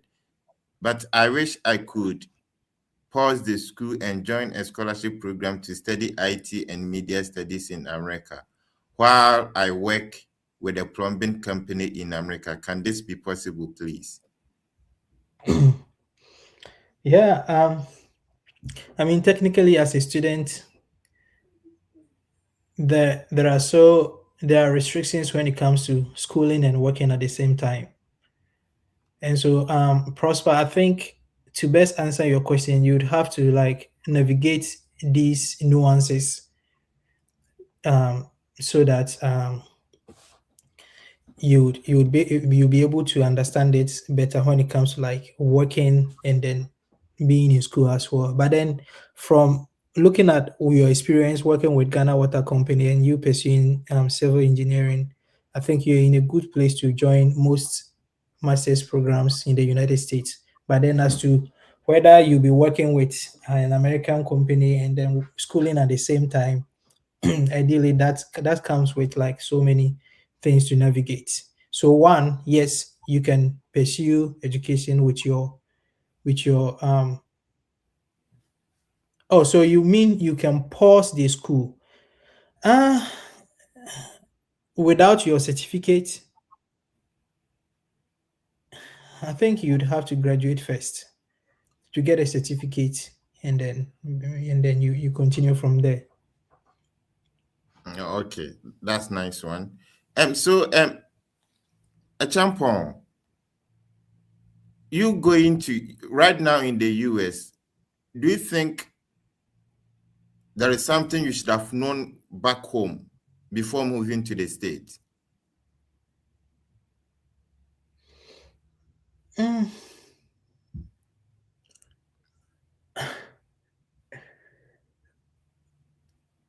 I don't think so. I don't think so. I don't think so. Cause I mean, it's more like starting life afresh, you know. And I think US is very accommodating, even though we hear a lot of stories. It has challenges, all right, but then I think it's very accommodating to, regardless where you're coming from, you can have a smooth start. And so can't think of anything that I wish I knew before I moved here. Because the Yeah. system can still make you right. Oh yes, yes. Of course, there are cultural shocks. I mean, sometimes I was walking on a sidewalk, and then everyone who was meeting me was like going off the grass. I was like, why is everyone doing that? I was shocked. Before I asked somebody, I was like, oh yeah, Americans are not used to like tight spaces. They want personal space. So it's either you go off or they go off. So it was something normal, you Oh, know. okay. So so yeah, I So can't it's think not of like anything. Ghana that you can even pass through their middle and Joe go. Chale, yeah, yeah. Now what you mean? Now what you and then yeah, also oh no, it doesn't really work like that. It takes effort to like make friends. Oh, okay. Yeah. Interesting. Yeah, that's nice. I think you see you were talking about recommendations and then SOP. So I'm sure Apia wants to know that with regards to the low CGPA, would transcript evaluation also help? Yeah, yeah. I think sometimes it helps because sometimes working on like different grading scale. Like I know some people use CGPA, some people use CW, something weighted average, something like that. And so if I think sometimes I cannot confirm, but I heard somebody saying that if you're able to like evaluate your transcript, like it's able to like bump your scores up a little bit. Yeah, so I think that might help. Oh, okay. Yes, and I think the only thing I'll add to is you must still check the school you want to apply to, because it's not all schools too that accept transcript evaluation. Evaluation, yes. Yeah. I mean, So sometimes it could be a problem for somebody to evaluate their transcript, like cost and time and all that. So yeah. yeah, that's nice. So please Sammy and Champon, we are almost we've almost done 2 hours. It's crazy. Yeah, do you still have a bit of time? I Yeah, think yeah, a little bit. soon. Very bit. Yeah, Okay. yeah. I mean, I can be here to answer some few questions. Okay, so please just some few minutes. If you want to join us live, maybe you can come in. I've shared the link in the comment box. You can come and then ask Ernest any question that you have for him.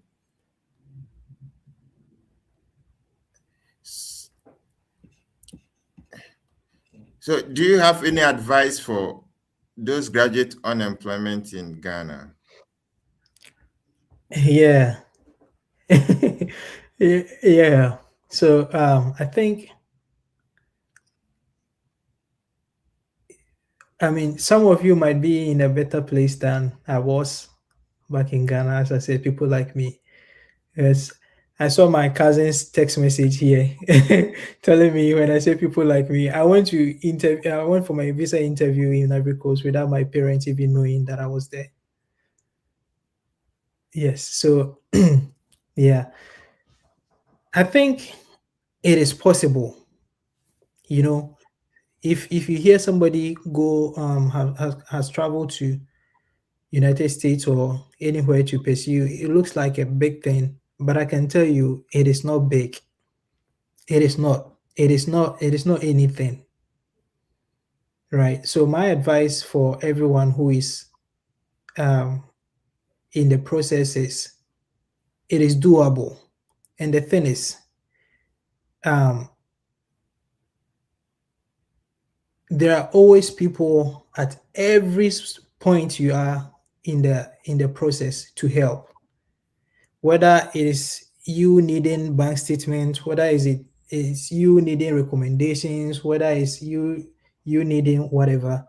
There are always people who are available to help.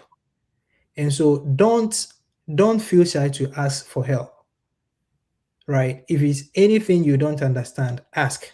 If you've written an SOP and you think that is the best, I think it's advisable that you have somebody review it for you. You know, sometimes I look back and see some of the SOPs that I wrote to universities, and they gave me admission, like how, you know, I would do it differently this time around, you know. And so my advice is, one, it is doable, right? And it is it takes some time, so be patient, right? It takes some time. I mean, it doesn't happen overnight. You have to put effort, you know, and then don't be scared or don't be shy to ask questions. If there's anything bothering you at all, just ask. There are always people along the way to help. They might not be people you know, especially friends, families might not be there, but then random people can help you. And don't forget to pray. Yeah, very important. The God factor. Yeah, yeah, that's very important. Thank you for pouring your heart. Hey, do you have another NSA champion? Hey, I'm shocked. Oh. Don't be shocked. Hey, NSA Yeah, champion. NS knows me.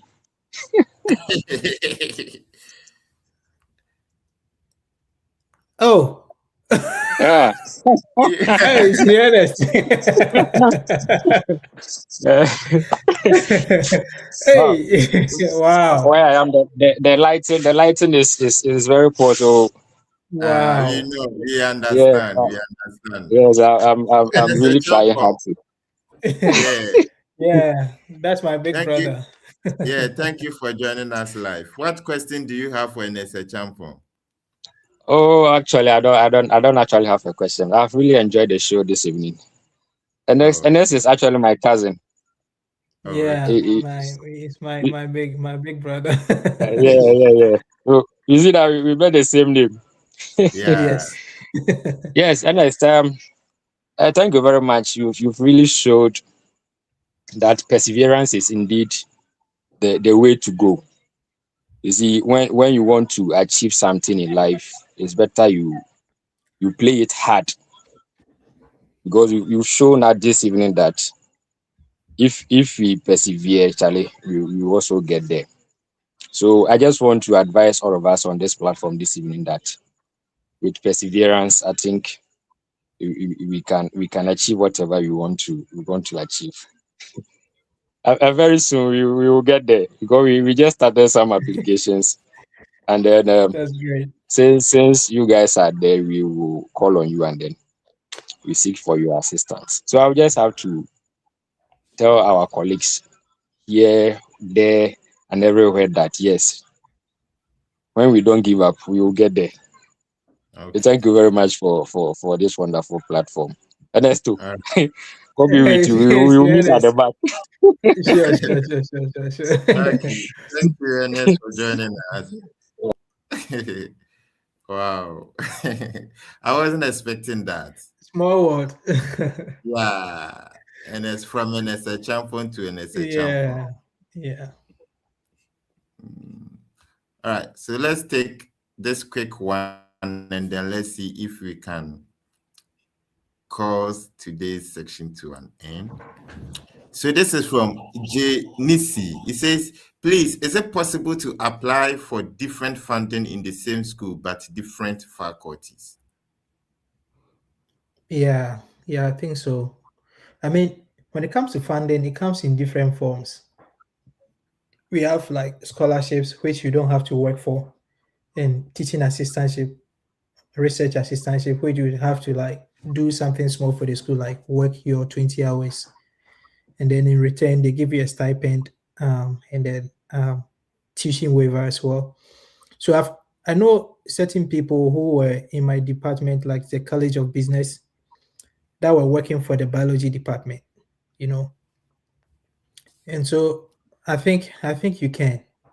There are like various scholarships, and then they list their recommendations, and so you read that they list their requirements, and so you read the requirements. It doesn't limit the scholarship to a specific department, and so I think yes, you can apply for funding from different departments in the same school, but then it will purely be based on the requirements for that scholarship. All right. Thank you very much for answering that for us. Okay. Let me pick last question. Then, okay. So this is from Nathaniel. He says, is it late to apply for fall 2026 in order to be considered for funding? Uh, 17 January 2026, 1:40 p.m. So, so policies are things that I cannot change. You know, so the school says if you apply before December 31st, you qualify for the scholarship. That is the school's policy. So even you apply January 1st, you are not counted as part of those. And so that will be down to the the policies of the school. But then again, there are so many schools that you can apply for as at today or even this month that you can still get scholarships. There are so many of them. So you make sure that you're always reading about the school, about their processes, their requirements, and all that. I think that's the way to go. Okay. Thank Yeah. you. So, do you have your final words for our audience today? Yes. I want to thank you, Fred, and the team for hosting me today, and I want to encourage everyone who is watching right now that it is possible. It might take some time. It might take some time. It doesn't come overnight, but I think um, you can do it. And if you are hitting at one place and it's not working, if you are applying for mathematics and it's not working, what about you apply for stats? What about you apply for analytics? What about you apply for something else? I was applying for economics, it wasn't working for me. I applied for MBA, it did. I applied for business analytics, it did. I applied for health administration, it did. You know, and so if you're hitting at one place that is not working, try to like re-strategize yourself and then looking at look at other spaces. I believe it will work. And then since today is about low GPA, I want to reiterate that low GPA low GPA shouldn't be an excuse. There are so many things you can do to to compensate for that. The bridge, the SOPs. If you're applying for a school that is specifically saying that we need a 3.2 and then you know you have a 2.5, right? Why not look at schools that accept 2.5 or 2.7? Now your media no na say umbetia bafoma. So yeah, I think if you're looking at one side and it's not helping, try the other side. Okay. One more thing. All right. Sorry. You don't have to have it all together. And there's just a few of them, people who are able to like get everything all together, right? You don't have to get it all together. Ask for help. Don't forget, ask for help. There are people to help. That's what I can say. At this point, I don't think there is nothing to say again. So please, to those of us who missed the introduction today, we share, we were able to host a champion who is from Drobo, somewhere in Drobo. In fact, Adamsu. this Adamsu, you know. So the point is, if from Adamsu to Drobo to Cote d'Ivoire and now to the States with 2 masters has been able to do it, then the truth of the matter is it is also possible. That is the story. And that's why we continue to bring on different people for them to share their experiences so that you can also learn from it. So we don't know where you have gotten to in this process, but the truth of the matter is never give up. Try and then learn from this information that we are given, and I'm sure your study abroad is going to be a success. Remember, denial or rejection is part of the process, but it doesn't mean that you have to give up. As a champion said, his first 2 admission was that we are sorry, we can't offer you admission. It's not like he even got admission without fund. He didn't get admission, but he didn't give up. And now here he is in the United States with 2 masters. And I'm sure by the time he will come to Ghana, you rather call him doctor, a champion, or professor, a champion. It's possible. It is. Yes, and one thing that I took from today's conversation is that it says that these universities in the United States look at the potentials in you, not what you have done and you were not able to succeed, but what you are capable of doing, and that is potential. There is that thing in you that is still not out, and that is what the university is interested in. So sometimes stop underestimating yourself with the low Cgpa and focus on what extra thing, what that extra thing in me that I'm here to bring it out. That is what the university is interested in, and that is what is going to bring the difference and the change the world is looking for. So never underestimate yourself. Have faith, and as usual, never take God from this journey.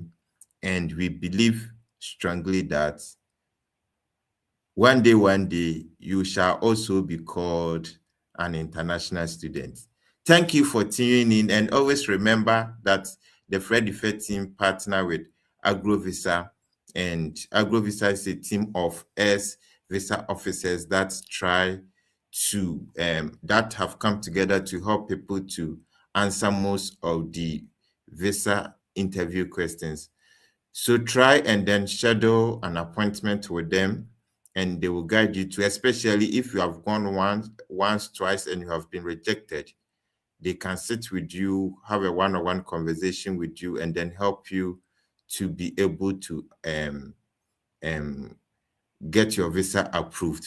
They have done this for so many years, and people are testifying to their work. So if you're not sure of yourself, if your confidence is low, try and reach out to AgroVisa, and I'm sure they would help you, prepare you well for your visa interview. So thank you once again for joining us. Let me see if our technical men can help us to do the draw. So if you have not liked and share, you can do that and you can automatically become part of the draw. And I'm sure, Evans, Ernest, would you be able to mentor the one who will win today? So what we do is that we do draw after the show. And if you win, the Freddy Fair team will mentor you through the process. So if you are willing to mentor, then as soon as the one who will win, we will just hand the person over to you, and then you mentor the person through the process. Are you ready for that? Yeah, yes, sir. I was muted. Oh, okay. So I think we can start the draw now.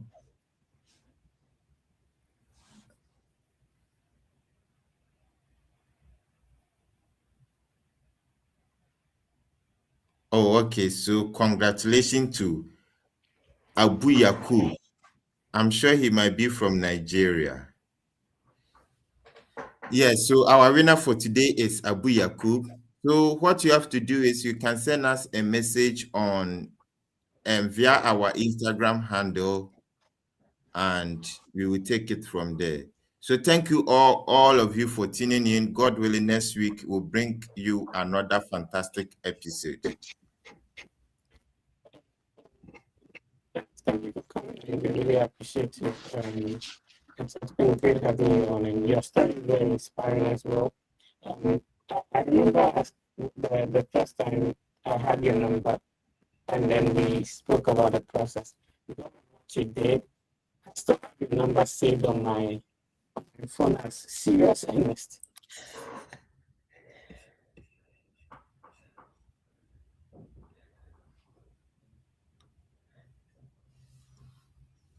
Did he drop? Okay. Yes, it's like Fred Network. Okay. So I think without much ado, we'll bring today's sessions to an end, and God willing, next week, same time, we shall meet. So thank you all. Thank you all for joining us. See you next week. Oh, Fred is on. Okay, Fred is on. Yeah, so I still have your number saved as Serious Ernest. Still, I've not changed it. I remember I was at Ohio University by then. We're having international students like Ghanaians. We're having a birthday party for someone. Shout outs to AC. Currently at Texas.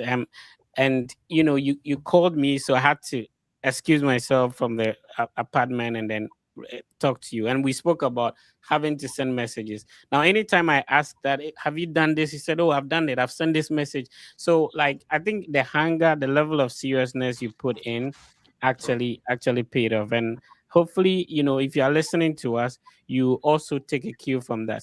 Sending 72 emails is not an easy thing.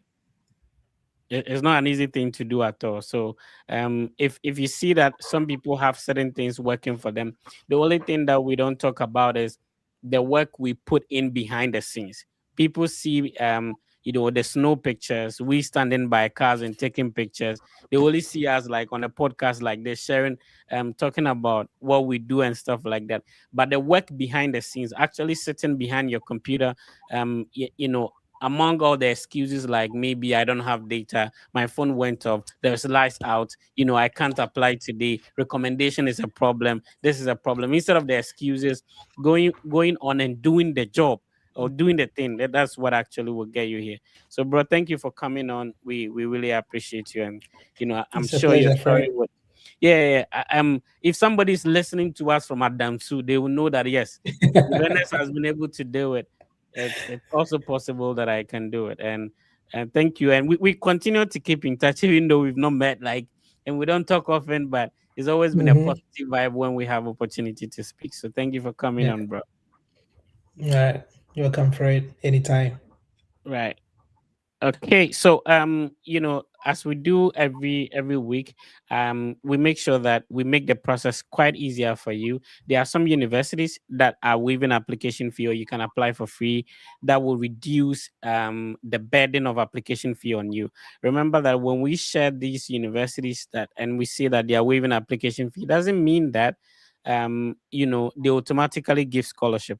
To get the scholarship, please read the specific program website. You can also send an email to the HOD or the director of the program, make inquiries about scholarship before you apply. But the whole idea is to be able to reduce the burden of application fee. 25, 75, $50. If you could get that waived, it make the process a little bit easier for you. And most of these application fee deadlines, application fee waivers and scholarship, they have deadlines. So that's why you need to subscribe. That's why you need to follow this. So if you've not followed, click on the follow button now. If you've not subscribed, click on the subscribe button now, so that immediately we share it, you can have access to it. So this one actually started on January 11th to 17th, which is today. So this is particularly for people who have been following us on our Facebook platform, because we've shared it as well. But on the podcast today, if you are sharing it today, if you're seeing it today, means that you need to submit the application today. The good thing is that with some of these applications, you can actually work on it and then later on upload your document. So you might not be able to write SOP right now. You might not have your CV ready right now, but you can submit the application itself. Then you will get application fee waived. So the name of the university is UMBC, University of Maryland County, UMBC. So if you are listening to us, you can type it in the comment section. It's called the University of Maryland at Baltimore. So University of Maryland, Baltimore County. So county is COUNTY. America Brofune Baga County, Mim County, county. So University of Maryland, Baltimore County. Baltimore is the capital of Maryland. Originally, the application fee would have been $50. $50, if you convert to our local currency, would have been about 500 and maybe 600 approximately, if you're using like $1 to 11 cities. It's going to be like $600. So what it means is that for you watching this podcast and knowing that you can use the waiver code Retriever, RETRIEVER 2026. If you use this code, then you get the $50 application fee waived to apply to any of the graduate programs at the University of Maryland, Baltimore County. You have to understand that there is different campuses of University of Maryland, but this is University of Maryland, Baltimore County. This is a different campus. So we have the user University of Maryland at College Park. University of Maryland system has a lot of campuses, so it's not the College Park one. So University of Maryland, Baltimore County. This is the university that is waiving the application fee for, which is originally $50, and it's it was between January 11th and today. So make sure that you submit your application today. Later on, you can take your time and be uploading the document. Let's share the second university. Actually, this is an Ivy League, which the application fee would have been over 100, but they have a step-by-step approach you can follow in order to get the application fee waived. So Yale, this is for undergraduate. If you have a high school qualification or diploma, the first year and transfer application fee waiver. So first year freshman, that is when you're starting from level 100. Transfer is when you have a diploma or you've taken some college courses, you're in level 200, level 300, you want to come and continue abroad. This is what we call the transfer application. And it mentions a step-by-step approach of getting the application fee waiver. So Yale will waive the $80 application fee. So originally you would have paid $80 if you're applying as a high school graduate and you want to study a bachelor's degree. If it would constitute significant financial burden for students' family, Yale's policy and the step for requesting fee waiver are the same for all applicants, including international students. This is important. So you can actually request for a waiver, and they explain a step-by-step approach in doing this. I'll keep this on a little bit. It makes it easier for you to read. I'll also send you the link in the comment section so you can click on that. It takes you directly to the website to know how you can get the waiver. every week when we have the podcast, I'll be sharing either at the beginning or at the end or in the middle some ways you can get some application fee waivers to some universities. I've already explained that, just getting the waiver alone does not increase competition. The program you're applying for, not everybody will be applying for that. Also, you paying the application fee does not guarantee admission. It just helps to take away the financial burden of application fee if you're especially working on a lot of universities. And in any way, if somebody is finding a way to get an application fee waiver and you also pay, is the same thing. So that is it. So make sure you tune in and you subscribe so that whenever we are live, you also get a notification, because some of these application fee waivers have deadlines, just like the first one we shared, which is the University of Maryland, Baltimore County, the UMBC. All right, so it's been a great section. Remember, you can easily get in touch with the Fred Effect team. Remember, you can easily get in touch with the Fred Effect team on Instagram. Just send us a message on Instagram. Is the Fred Effect is verified, and then if you have a high school qualification, make sure you send us your high school WASI results or high school results. If the team can assist you get an admission and a scholarship, we'll let you know. If you also are interested in pursuing a master's or a PhD, send us your transcript and then we'll respond from there. If you need any other help, just send us a message on Instagram. That is the easiest and quickest way to get in touch. If you want to schedule a one-on-one meeting, there's opportunity to do that. We are not only providing information, we make ourselves available so that you can get in touch. If you have any personal questions, stuff like that, we'll be happy to provide responses to that. So send us a direct message on Instagram. We'll be happy to respond. And you can also schedule a one-on-one meeting. We do have a partnership with Argo Visa. Argo Visa is a team of ex-visa officers. If you are preparing for a visa interview, it's now a little bit challenging securing a visa interview date. So once you're able to get one, please don't mess it up. Schedule a one-on-one conversation. Talk to an ex-visa officer before you go to the embassy to speak with a visa officer. It's been great having you on. I need you to be positive and know that everything will be fine. It's been a great session. Ben was the host for today. Our guest was Ernest. Remember, this session will still be live across all the Fred Effect social media platforms. So on YouTube, on TikTok, on X, on Facebook, this session will be live. So if you couldn't listen earlier, you can now go and play it back, including all the other live sessions we've had, so that you can learn from the experiences of other people who have gone through the process to study abroad, making it easier for you to also do so. The name has been the Fred Effect. This continues to be the biggest study abroad content platform. The family is over close to 30,000 on Instagram. We are over 200,000 on TikTok. On YouTube, we are over 180,000. On Facebook, we are over 150, almost 160,000. So this has been a consistent effort to impact lives through higher education abroad. Be positive and know that everything will be fine. If you are still working on a process, there are still universities to apply to in fall 2026. Please, there are some universities that the deadline is in February, March, some are in January 30th and all that. You are not late. You can still submit your application to be considered for admission. Be positive and know that everything will be fine. We will meet you next week. Bye.